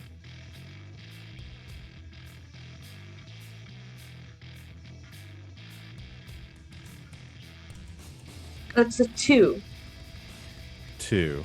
So that would be south, which is where the other zombie is. It says, I'll say it moves generally south. It just sort of moves this direction. It's southish. As these arcane conjured mites and fleas and bugs start going around, the zombie just like starts to like swipe at the air at them, and becomes distracted and turns that way and starts walking that way, trying to hit at these bugs. So no damage, but it is moved out of the way there. Okay, Thea. I saw my bow out, so I'm gonna shoot the one in front of Fang. Okay. It's a 12. Hits. Yay. That's 12 piercing damage. Okay. Oh boy, this doesn't kill it. All right, there we go. That's only a 10. So this zombie, much easier to kill than the other one. Arrow straight into its head, destroying the brain. Zombie is gone. From Not behind sure Fang, something Thea moved just goes, ha! At 2! All right, that ends Thea's turn. Vivian. Okay. So the one that's left, I'm going to shoot. Do it. That's going to be a 15. Hits. Okay, that's going to be 4 force damage. Okay. And then tentacle smack. Yeah, go ahead and roll the tentacle too. 21. Hits. That's going to be 1 cold again. Could fail. It rolls a 19. It's still up. This zombie has been hit like 6 times by everyone in this party and is still going, just batting at the air. It's being blasted by everything. It seems completely nonplussed by all the attacks that it's been butchered with. So tentacle ineffective. Jazz. Gonna do another frostbite on this one, so a con save, Okay. please. On save. That's an 18. That succeeds, so Okay. nothing happens. All right. But if so it is moving that way into the cave, Jazz will take a couple steps forward to make sure they can still see it and get at it. Okay. That's the end of my turn. Fang, what you got? With a massive grin on his face because these guys are putting up a bit of a fight, I'm going to second wind because Ow. they're better. Are you kidding me? I rolled a 1. I'm getting 2 health back. It's something. It's like half of what you took. Yeah, and I'm just going to walk up, like, happy we're in proper combat and try and hit the immortal zombie. Okay. Which is a 14 to hit Hits. for 12 slashing.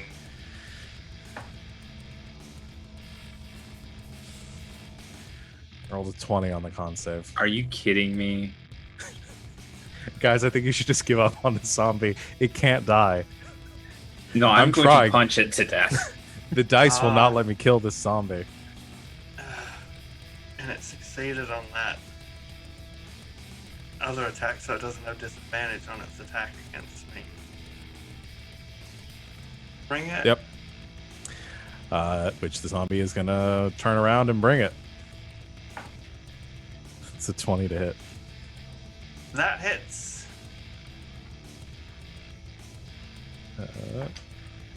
That is, well, I only rolled a 1. That's 2 points of bludgeoning damage. That's with my So- second wind. It takes away the second wind. That ends the zombie's turn, though. Please, someone kill the zombie. Shellac. All right, so I'm gonna go up to it, and I'm gonna make I'm gonna do some more punching. All right, punch away. That's a 9 Hits. for 7 piercing. All right, let's see. It's a 17 on the save, so nope, it's still up. And I'm gonna use my bonus action. I'm gonna punch it again. I'm gonna stop using this die. I feel like I'm cheating. That hits. That's 11. Yeah, that hits. That's 4 piercing. Okay, so that's a 9. Nope, still succeeds with a 14. All right. If this zombie survives another round, it's going to gain sentience, and then it's just going to give up on its life and move away. Because, God, we can't be stuck here with the rest of this game trying to fight this zombie. Niona.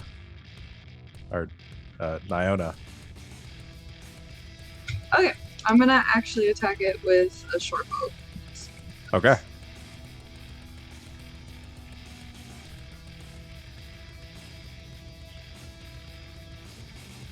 That's a 20 to hit, That'll hit.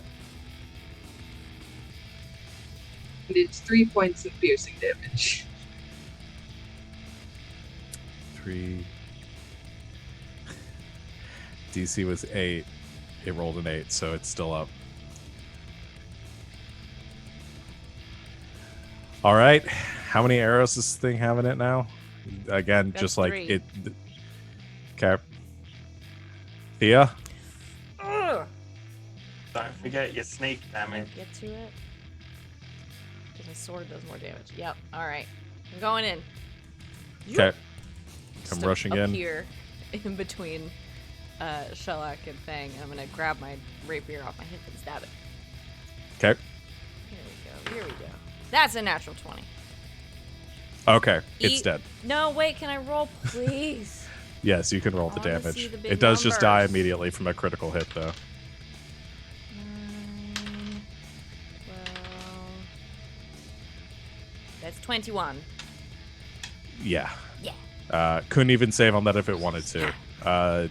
Thea comes in, and once again, the only person who's figured out if you stab the brain, you kill it, and yeah, just murder it right there. So another zombie body hits the deck. Just a pat on her head. Good job. 3. I detect no magic from you, so I am unable to deduce why it seems that you are the only one able to put them down permanently. Got hit in the head. That's what I've been doing. I don't know. I trained her well. Oh. psh. You think? Perhaps, Go ahead. perhaps if in the future you all open up its cranium more, I can apply a brain freeze more directly. Or I'll just smash it with my fist. Right here. Or I'll. I didn't want to bite it because that felt gross. Ew. Mm, So you have this next area of the cave open, 2 passages leading off, one to the north, one to the south. Fang, what is your health at right now? 7, Out of? 12. Okay. I still have a healing potion. I just don't think it's worth it this exact point. Jazz will come up to you and say, "Pardon me, this may sting a bit, but I can fix those wounds." It's not actually gonna hurt, it's just for flavor. The look of fear for a second, and it's like, It's okay. okay. Looks at So- Thea for reassurance. It's like going to the dentist. He makes it. So Jazz will take one of their tools, tinker with that fingertip, and whereas before it seemed to be taking in heat, maybe that heat that has been stored up will now come out and they just kind of cauterize the wounds as they cast Cure Wounds. So it probably does hurt. But it has the magic to it to make that part not hurt.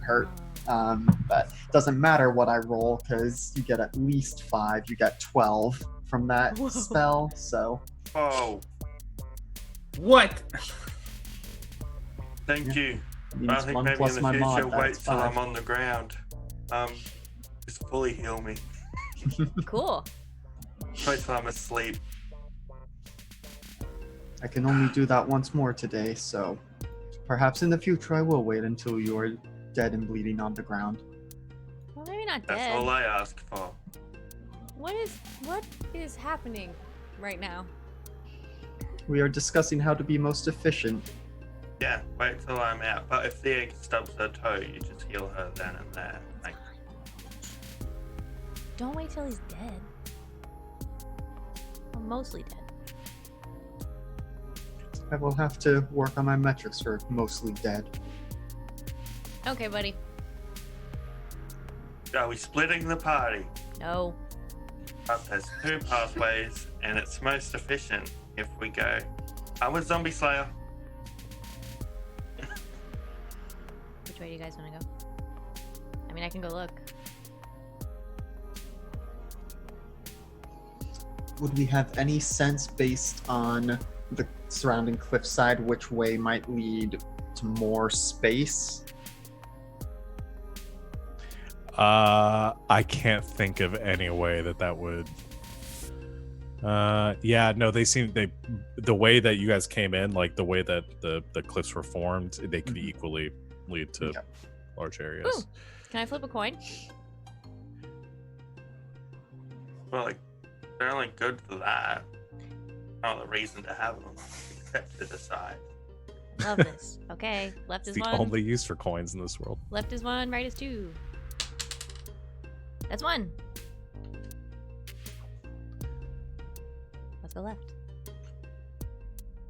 All right, Let's who's go. leading the way? Me. Unless someone Oh, stops boy. me, I just keep like creeping away without saying anything. I was just trying to stay within 30 feet. Yeah, I think that's how Shellac is. He's just like, okay, I can't. There's no stopping her. Just You just creeping. stay within 30 feet. When trouble arrives, you run up, runs back. That's how it happens. I'll yell. Okay, make a stealth check for me, Thea. Looks really narrow. 24. It is very narrow, and actually, this narrow passageway, it's about 10 feet high, just like 3 or 4 feet wide, enough for you to squeeze your way through. And Shellac's going spur- through sideways. there are protruding spurs on the wall that are coated in dried blood. This And yeah, used it to goes be a on trap. for a little bit. How far do you just keep going? Yeah, pretty much. Keeping right. an eye out. Don't want to get stabbed. Yeah, eventually, when you reach towards the end of the passageway, it widens out into a star-shaped cavern ahead that has many clefts in the walls. Only 2 across the cavern from you seem large enough to traverse through, and 3 zombies lurch about the area. One is costumed like a bear. Another is dressed as a lady in a frilly dress and thick makeup. And the last is costumed as a jester with jingling bells on its collar and sleeves. And they just kind of like very robotically and awkwardly sort of lurch around the room in this strange dance. I feel bad Methodically, about you say. Should I be offended? I feel bad about killing them. It looks like they're having a party. Are we killing Oh, them? we don't. Have we all walked up? You guys come I'm up just talking like to behind whoever's her. right behind me. It's I all guess very it's like Shellac. Scooby Doo. We all have our heads like. Are we killing them? Like, I think Shellac is like, do we need to? Well, I don't know where else we're gonna go. Because there's hallways Yeah, there, the or we tunnel. could go back.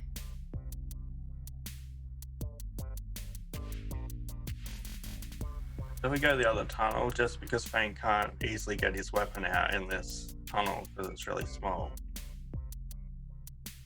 Okay. Backing up. It's, it's I want to back out. I want to hesitate. imagine as we're backing up, because I had to go sideways, I'm just kind of scraping all of those barbs off the wall with my shell. Yeah, And it's just making like- a terrible noise. Oh, jeez. Sorry. Oh, gosh. Oh, no. As he's making his way through. The zombies don't seem to react. Oh yeah, by the way, that pebble that I threw is still making those coyote noises. Okay, so yeah, the screeching of Shellac. I don't even know why you stealthed at this point. Well, so my pebble only goes out to 10 feet, but Oh, it only made okay.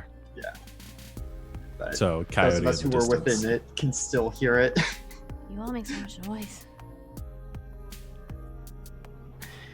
I think I just kind of look and go, I'm a giant turtle. Okay, well, why don't you just wait in here and then I'll just go peek? Then we don't all have to get stuck in a hallway again. I'll count to 5. If you're not back in, then we're going in after. 5's not enough. 6, 1. Ah. I'm gonna creep down the other tunnel. Okay. Creep down the other tunnel. Small people with me. Nope. As you reach in the end of this tunnel, you find motionless humanoid figures dressed in dirty clothes or scraps of armor, propped up against the walls of this cave. Some are mostly skeletal at this point, with wisps of hair, skin stretched tightly over their bones. Others are fresher. There are a few broken, like, metal blades that are resting on the floor as well. Pick up a rock. Think better of it. Put it back down. Creep back out. There's dead stuff. I think it's real dead stuff.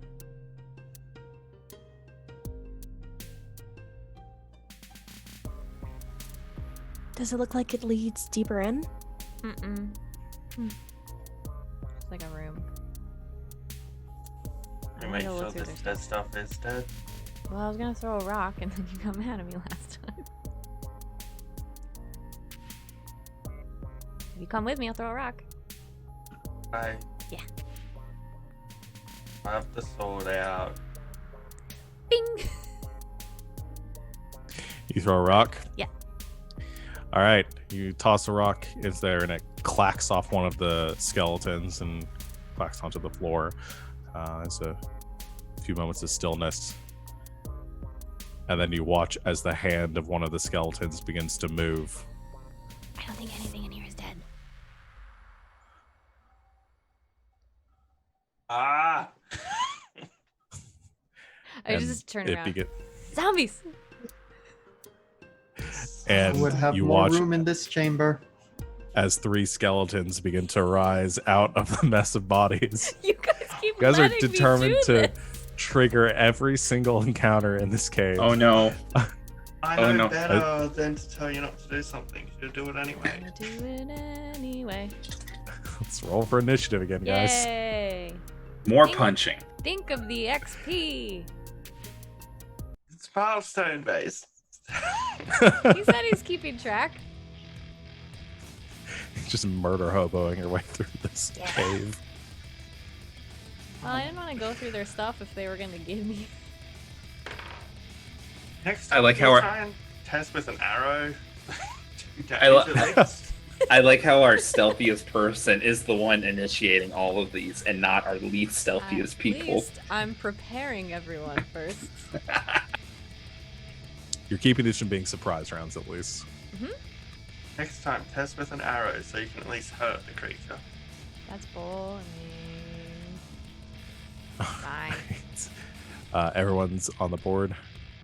Everyone's really far Alright. back too. I rolled really bad. Not worse Yeah, than I me guess and my nat one. I got a Jeez. nat one too. I don't know how I'm going in the I got a middle of 3. initiative with a 5. Okay. Shellac, you're first. All right. Where are? Okay, so I can't really see these zombies right now. No, you can just see your friends panicking a bit. Okay, so I'm gonna go ahead. I'm gonna move in to Thea so that I can kind of see the zombies or skeleton peoples. And then I'm just gonna go ahead and use. Just gonna dash to kind of get ahead of Fang. Let me see how far that is. And get up right in this one's grill. Can't do anything, Okay. but like I'm just gonna be like, it's just like, let me do it, and I just kind of run in. And Shellac goes running off ahead of everyone as you guys are waiting for your ambush out here. He wants to Shellac punch goes so sprinting off bad. into the cave. Okay. So, no. I like it. You do have your do you still have your bonus action? My bonus action is for attacking. I have to do an attack first in order to You do have to activate do the it. attack first. Yeah. Okay. I can never remember with monks if you have to. Yeah. Okay. Nyona. I'm gonna move just like behind Fang and see which zombies I can see, and then try to get a shot off of them with a shotgun. Okay. Yeah, you could probably see the one, at least the one like in the back over here, from where you're at.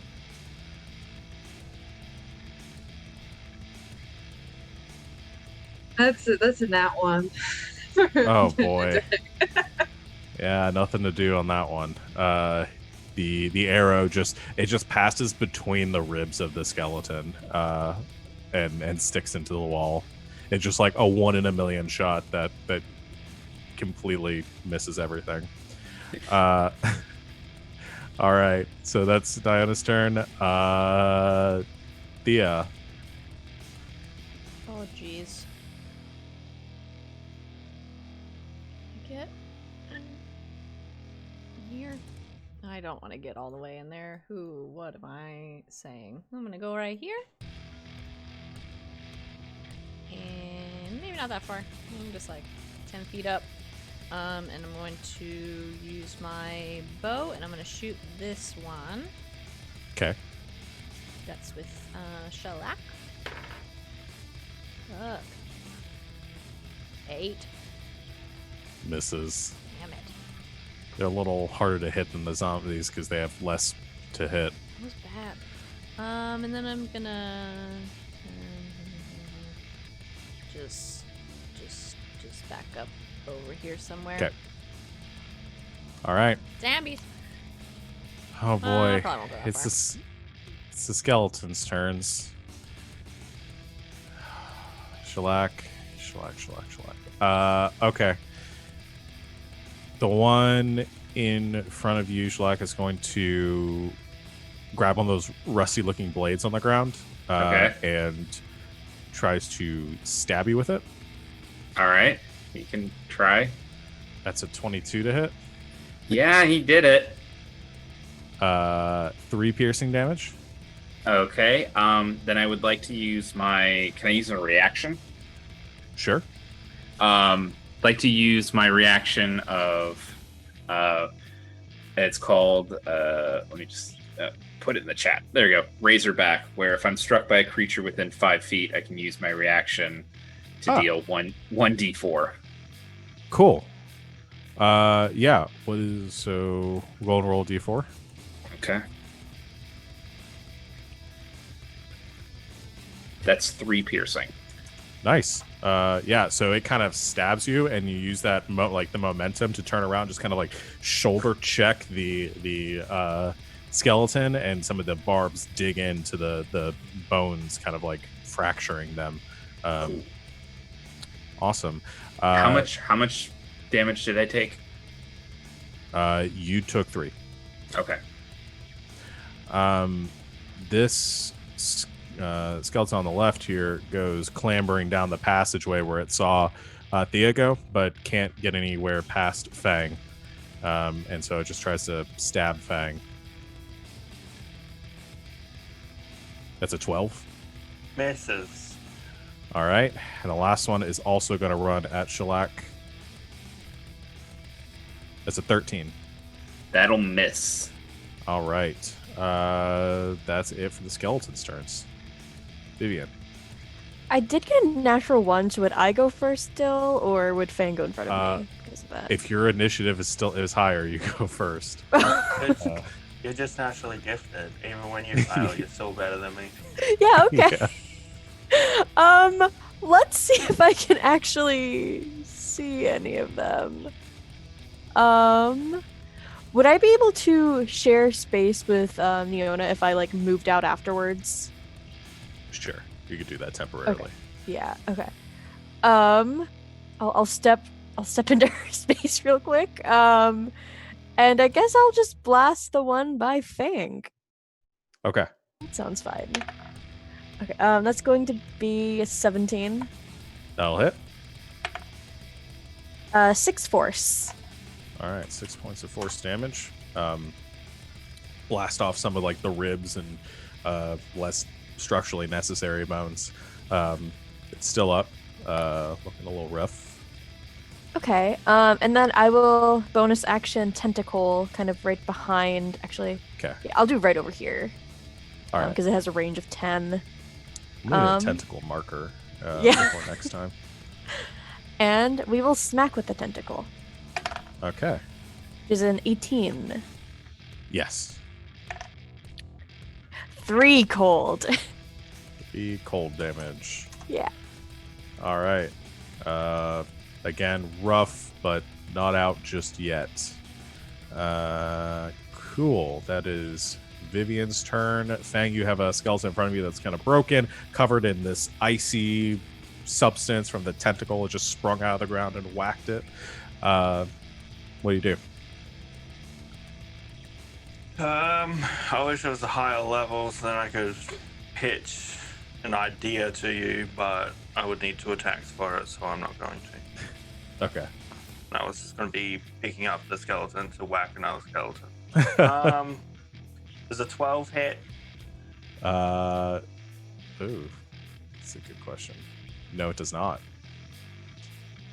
Well, then I don't hit. All right, you swing at the skeleton, and it just nimbly dodges out of the way of your strike. You got so used to fighting those slow zombies, a little bit rusty. That's all Fang's got. Jazz. Let's see. Jazz is gonna move over and kind of press himself up against the wall, and I think finally has some line of sight on the baddies. That works. Yeah. And is so gonna again try and cast Frostbite on the one that's up in Fang's. Okay. Could they see the ones back by Shellac? Potentially. Did you guys have a light source? Or no? Jazz is the light source. Right? Yeah. At least right now, no one ever expressly said there's one, but It might be a little... Nah, I'll allow it. That's fine. So, yeah. Gonna try, or I don't know if maybe as a free action I can toss the lighted pebble I currently have in there.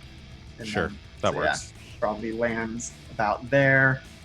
And then it's gonna try and frostbite. Let's go with the one on top of Shellac. Try and give them some help. So a con save, please. Con save. That's a 15. That succeeds. Oh, So. damn. So the same, like the frost energy coalesces around it, but the skeleton just kind of like shrugs off, fracturing this ice buildup to no effect. Is that it? Yep. All right. Shellac. All right, let's go ahead and we're gonna do some punching. Okay. So we're gonna do it to this one to the right of me. Okay. That's a 21 Hits. for 6 piercing. 6 piercing. All right. And I'm gonna do it again. All right. 19 Also hits. for 5. All right. 5 points of piercing. That's enough to destroy that skeleton as you just smack it last time, kind of gouging your razor-like claws into it, and then just ripping this skeleton apart. It is destroyed. 2 remain. Niona. I'm gonna shoot an arrow at the one in front of Fang, and then I'm gonna back out to see if we can Okay. create space.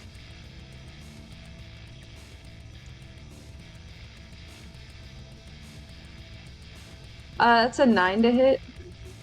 Yeah, that misses. And then you back up. Okay. All right. Thea, your turn. I'm gonna do the same thing. I'm gonna shoot the one in front of Fang. Okay. With my bow. That's a 15. That'll hit. Wow, I rolled 2 1s on damage. Cool. 6 piercing damage. That's enough. That destroys the second skeleton. Shatters to pieces. The arrow finds the exact weak point to destroy it. All right. I'm also gonna back So- up a little bit.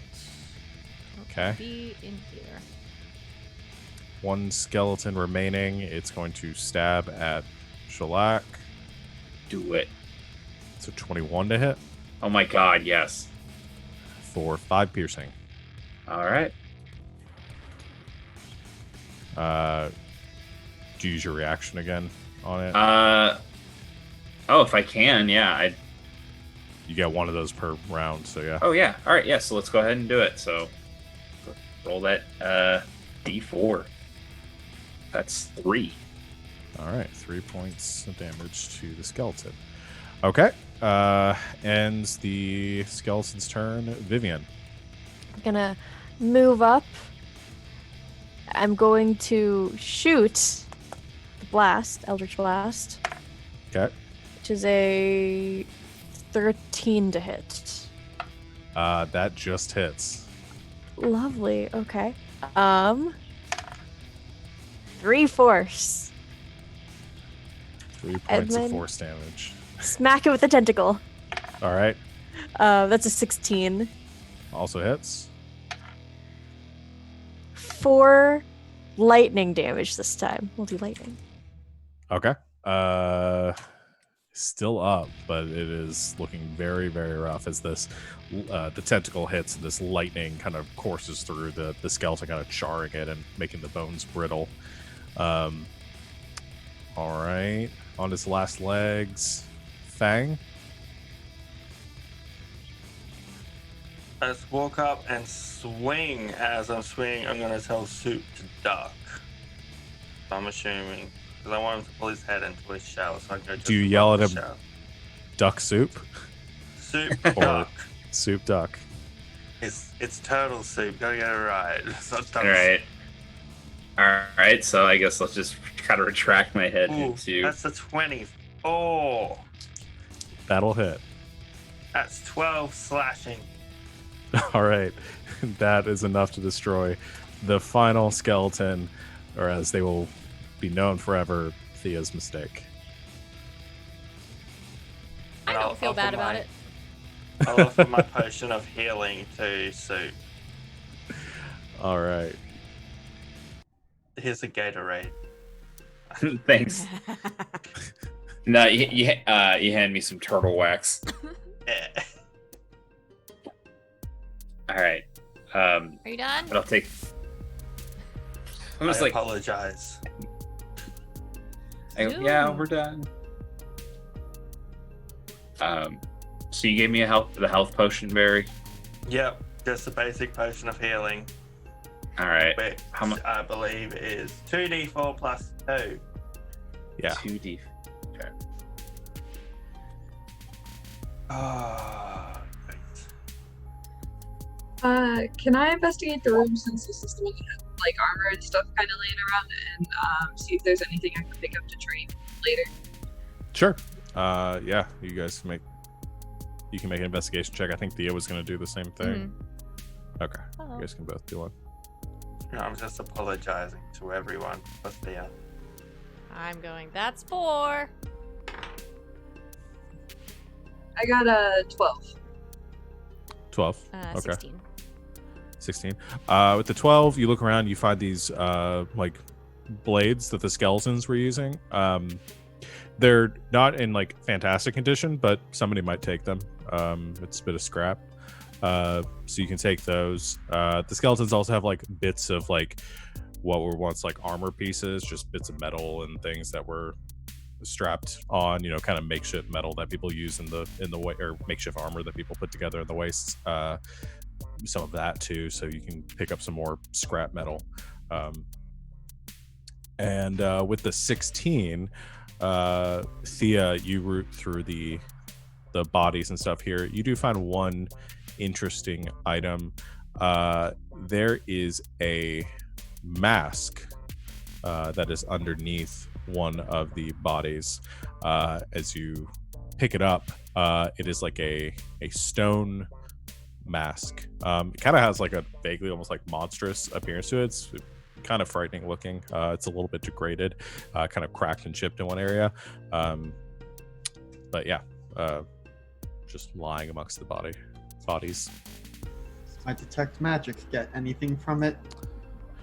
No, it's not magical. So yeah, you don't sense any magical presence coming off from the mask. Boo.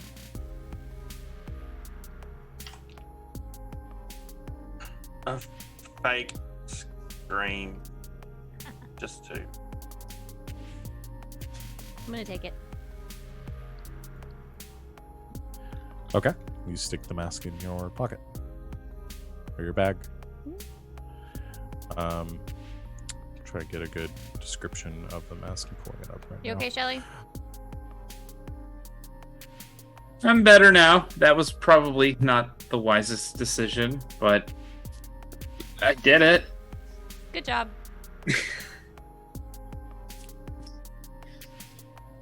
Are we going to be resting at all during this cave? Yes, depends on how big it is.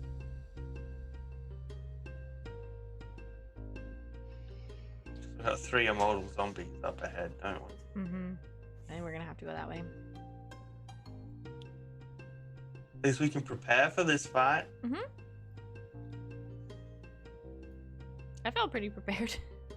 Maybe they won't attack us. I No, doubt they're gonna stand there while I hit them with my sword. they're having a good time. So will I be.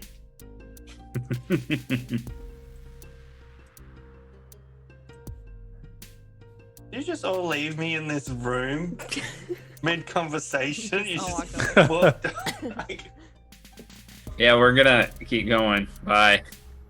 Dang. what? Come on, we're leaving. How are we doing this? It's a small tunnel.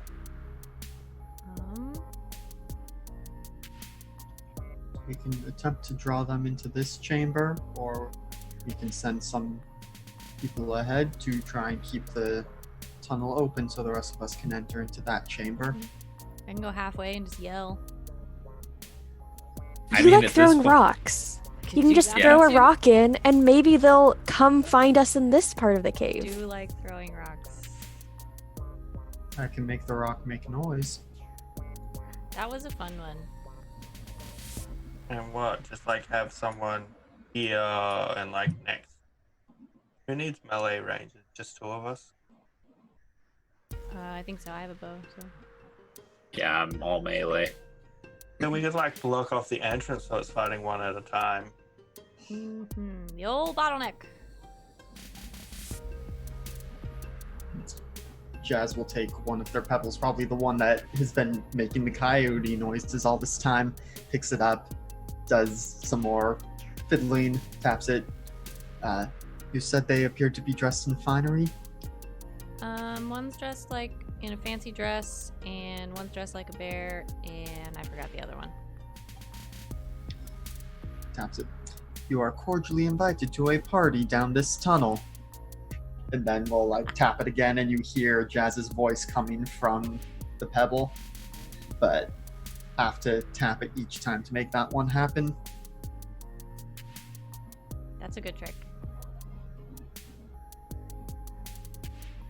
I can send that one down, tap it and throw it, so that they are able to hear it without any of us being close enough to attack. Let's do it.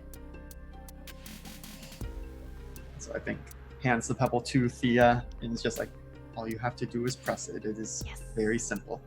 Creep, creep, creep. Okay, you take the pebble and you creep down the tunnel again. As you reach the end of it, you toss the pebble I don't into want the to room go all the way down. I want to go like halfway. a little bit down and then toss it like towards the end of the tunnel so they'll come this way. Okay. You do that. You reach about halfway down the tunnel, toss the pebble, kind of scatters. You can just vaguely make out the voice of Jazz, the programmed sounds that he put into it. And there's a moment of pause. The zombies don't seem to be approaching. Hey. Yeah. I'm gonna Is creep that down. us or the That's zombies? the zombies. I'm gonna creep down a little bit more. Okay. As you look into the room, you can hear the voice of Jazz like still coming from the stone, but the zombies don't seem to be paying any attention to it. Hey.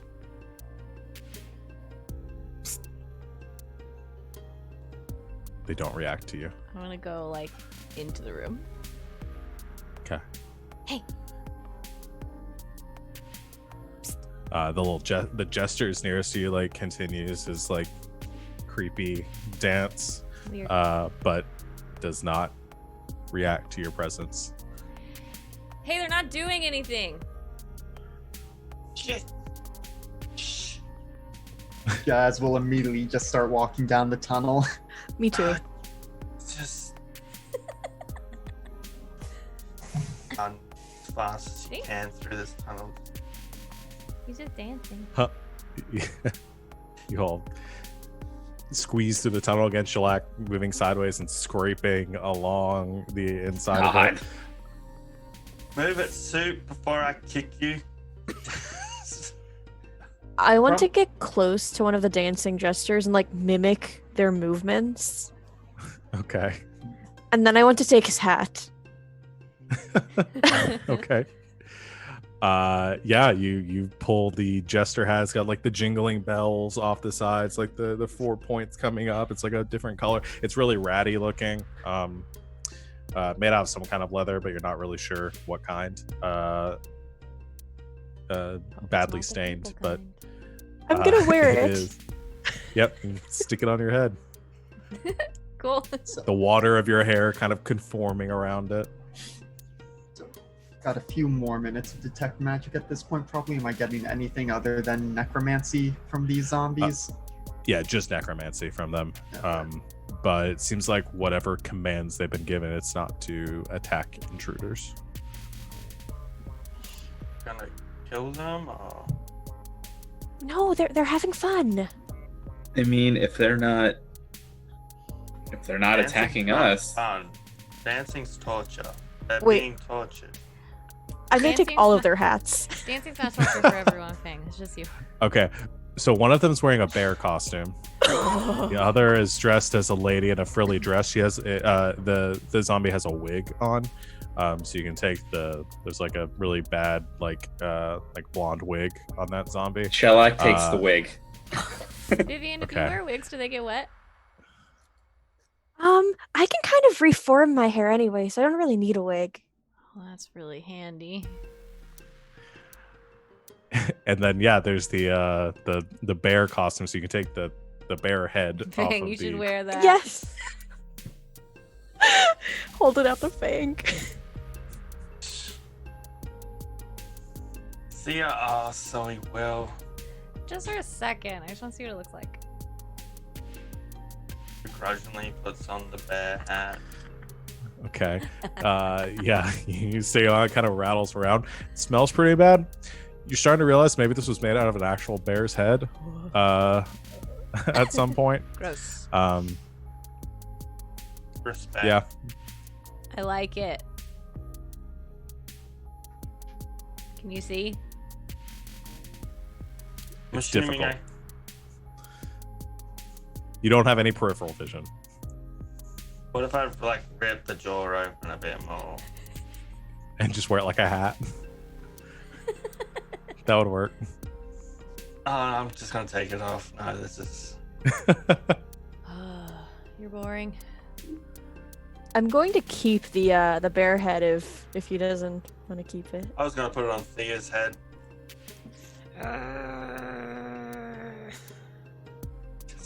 It smells really bad. So we're going up. I can try to fix that. What is your favorite flower? I don't know. What is your favorite scent? The ocean? Takes another pebble, fiddles with it some more, and now it smells like the ocean. Weird. Do you want to keep We're this? gonna die. Yes. I'll give it back to Vivian. Up or down? Which way Up. are you creeping? Vivian says up. Up. Okay. What's the Who's going roof got first? to do with it? Boo.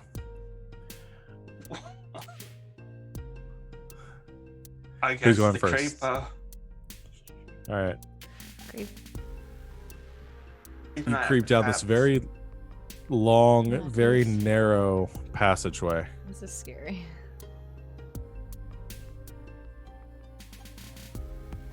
Goodness.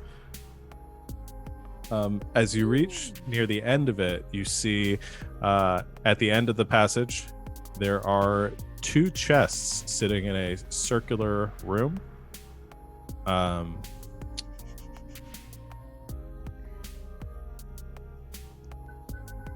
Both of them appear to be made of iron. Can I look for traps? Sure, make a perception check.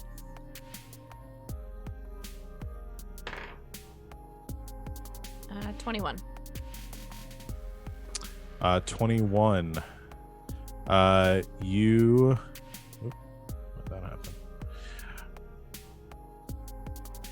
happen? Before you enter the room, you kind of glance up, and you do notice that the ceiling appears to have like a section of the rock above has like a wooden board going across it, and then there's a like a joint, like a crossbeam supporting it, and it looks like there's like a mechanism attached to it that something could be triggered to open up the ceiling to some effect. Can I see what it's connected to? Not from where you're standing. No, it looks like it goes into the stone to the other to somewhere else in the cave. And actually, as you look over to the wall, you see there's like a little peephole in the wall Ooh. to some other area of the cave. You gather that the mechanism is probably on the other side of the wall. Can I peek through? So you go into the room. Yeah. Okay. Go into the room and you look through the peephole and you see a large cavern on the other side, pretty well lit. And as you're looking through it, suddenly another face pops up in front of you. You see a man, scraggly black hair that's like been attempted to sort of comb back, has a black goatee and wild eyes. And he looks at you, and you can catch like the reek of his breath through the hole in the wall, and he his eyes dart back and forth, and he then shrieks in your direction. You dare to pit yourself against the Lord of Lance Rock? Death is your reward. And you hear a click on the other side, and the wall and the ceiling above you opens Oh, up. God. Ah! I need you to make a dexterity saving throw. Oh, no.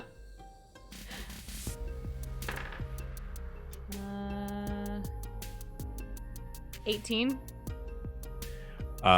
You succeed. So you take half damage as a bunch of rocks come crashing down on top of you. Dealing what would have been 5 reduced to 2 points of bludgeoning damage. Good. Ow! What the heck? And the man goes running off. Ow. Hey, there's a guy in there. Okay, we heard lots of rocks and noises. I'm fine. Just bump my head. How loud was it? I kind of I haven't was- moved from the other. Pretty loud. The sound of rubble crashing down onto iron chests and to the stone floor. Hey, Shellac enters the room. Ow. Okay. There is a weirdo living in here. time to sprint to the room. He's not in here. Guys, you better start moving fast if you're going to be blocking that tunnel. Or else you're going to be picked up and started carried and pushed. Be like, go get there fast. I mean, you're strong. You can carry 300 pounds of robot strong? I don't know. I will push if I have to. I've moved on and from the rocks and I'm looking out the chests to see if they're trapped. You, with your perception, you look over the chest. They don't appear to be trapped. Okay, I'm gonna open them. If you open them, they do appear to be empty. Boo. There was this dude which attacked you. No, he dropped some rocks on me. From where? I'll point at the peephole. He's in there. I think we have to go around. I'll try and break it down. Through the wall. Yeah. Sure. Yeah. Make a strength check. Look, okay, somebody attacked my little friend. That is a natural 20 for a 23. Jesus. Well, I gotta give it to you there. So, like the Kool-Aid man, Fang just goes running, gets through the room, comes running past all of you. Before you just don't look at the chest, you turn back, Thea, and you just see Fang go charging straight through the rock wall, busting through this thin, like shale wall that was dividing these two chambers, and comes bursting out into this larger chamber beyond. Fang, you're standing at the top of a staircase that goes up about probably about 10 feet to its current overlook, and wasn't ready to go straight to this room, but here we are. This enormous cavern is illuminated by several guttering torches set in sconces on the wall. The floor is uneven. You see near the passage, like to your left, from where you're standing, there are a bunch of tables there with these body parts that are just stacked across it, and gore covering the tables. There to the right, there is another like workbench built into the stone there, and then further to your right, you can see there is a line of skeletons that are standing between you and an oily looking man with black hair and a goatee that is now cowering behind them, trying to look imposing, and he yells at you as he sees you bust into the room, and kind of screeches like, "Ah! Bow before the Lord of Lance Rock, behold my dark terror!" And then he goes running off down the passageway as the 4 skeletons start to like charge in your direction. Hey, that hurt! Dang it. I'll yell at him, "You're dead." And then, are we attacking? I mean, they I'm are. just looking at the time. There's 4 skeletons coming at you. I'm assuming you are, but we are running low on time. So that's probably the best place to call it for today. As the skeletons come charging in a direction, you guys are standing at the top of the staircase looking down on them, and whoever this mysterious person is has fled from you. All right, guys. Well done. Good first session. Everyone's alive. Yay. Their music. You're welcome. God. Triggering every combat encounter along the way. Your friendly neighborhood rogue. Good game, everyone. Okay, so like I said, we'll call it there for today and pick up with the rest of this cave for next time. We'll be back same time, same place. Everyone having fun? Good? Yeah. Good. Awesome. All right. Well, I'll go ahead and take us out with our announcements and stuff. Like I said at the top of the stream, we've got a lot of shows coming up to you between now and our next session, which, like I said, will be next Saturday at 3 o'clock. So tune back in to see how this all turns out. We will have tomorrow Slang 101, Monster of the Week game, which Savannah runs. That is at 4 o'clock Eastern time. On Tuesday, we'll have the next session of Eos, another 5th edition game that Barry runs. We will not have anything on this Thursday, but Friday you can tune in for the premiere episode of Neon Souls, which are going to be our Sprawl game. We are doing our world building, which is hugely important for the Sprawl. We're going to do a lot of cool stuff, naming our corporations, picking playbooks, developing all sorts of interesting ties between the characters. So good time to tune in to understand everything that's going on. That'll be at 8 o'clock Eastern time this Friday. And then we'll be back on Saturday. Anyone have any announcements or anything they want to plug before we go? Okay. Well, thank you everyone for watching, and we will see you all next week. And until then, good game and good night, Internet. Good night, Internet.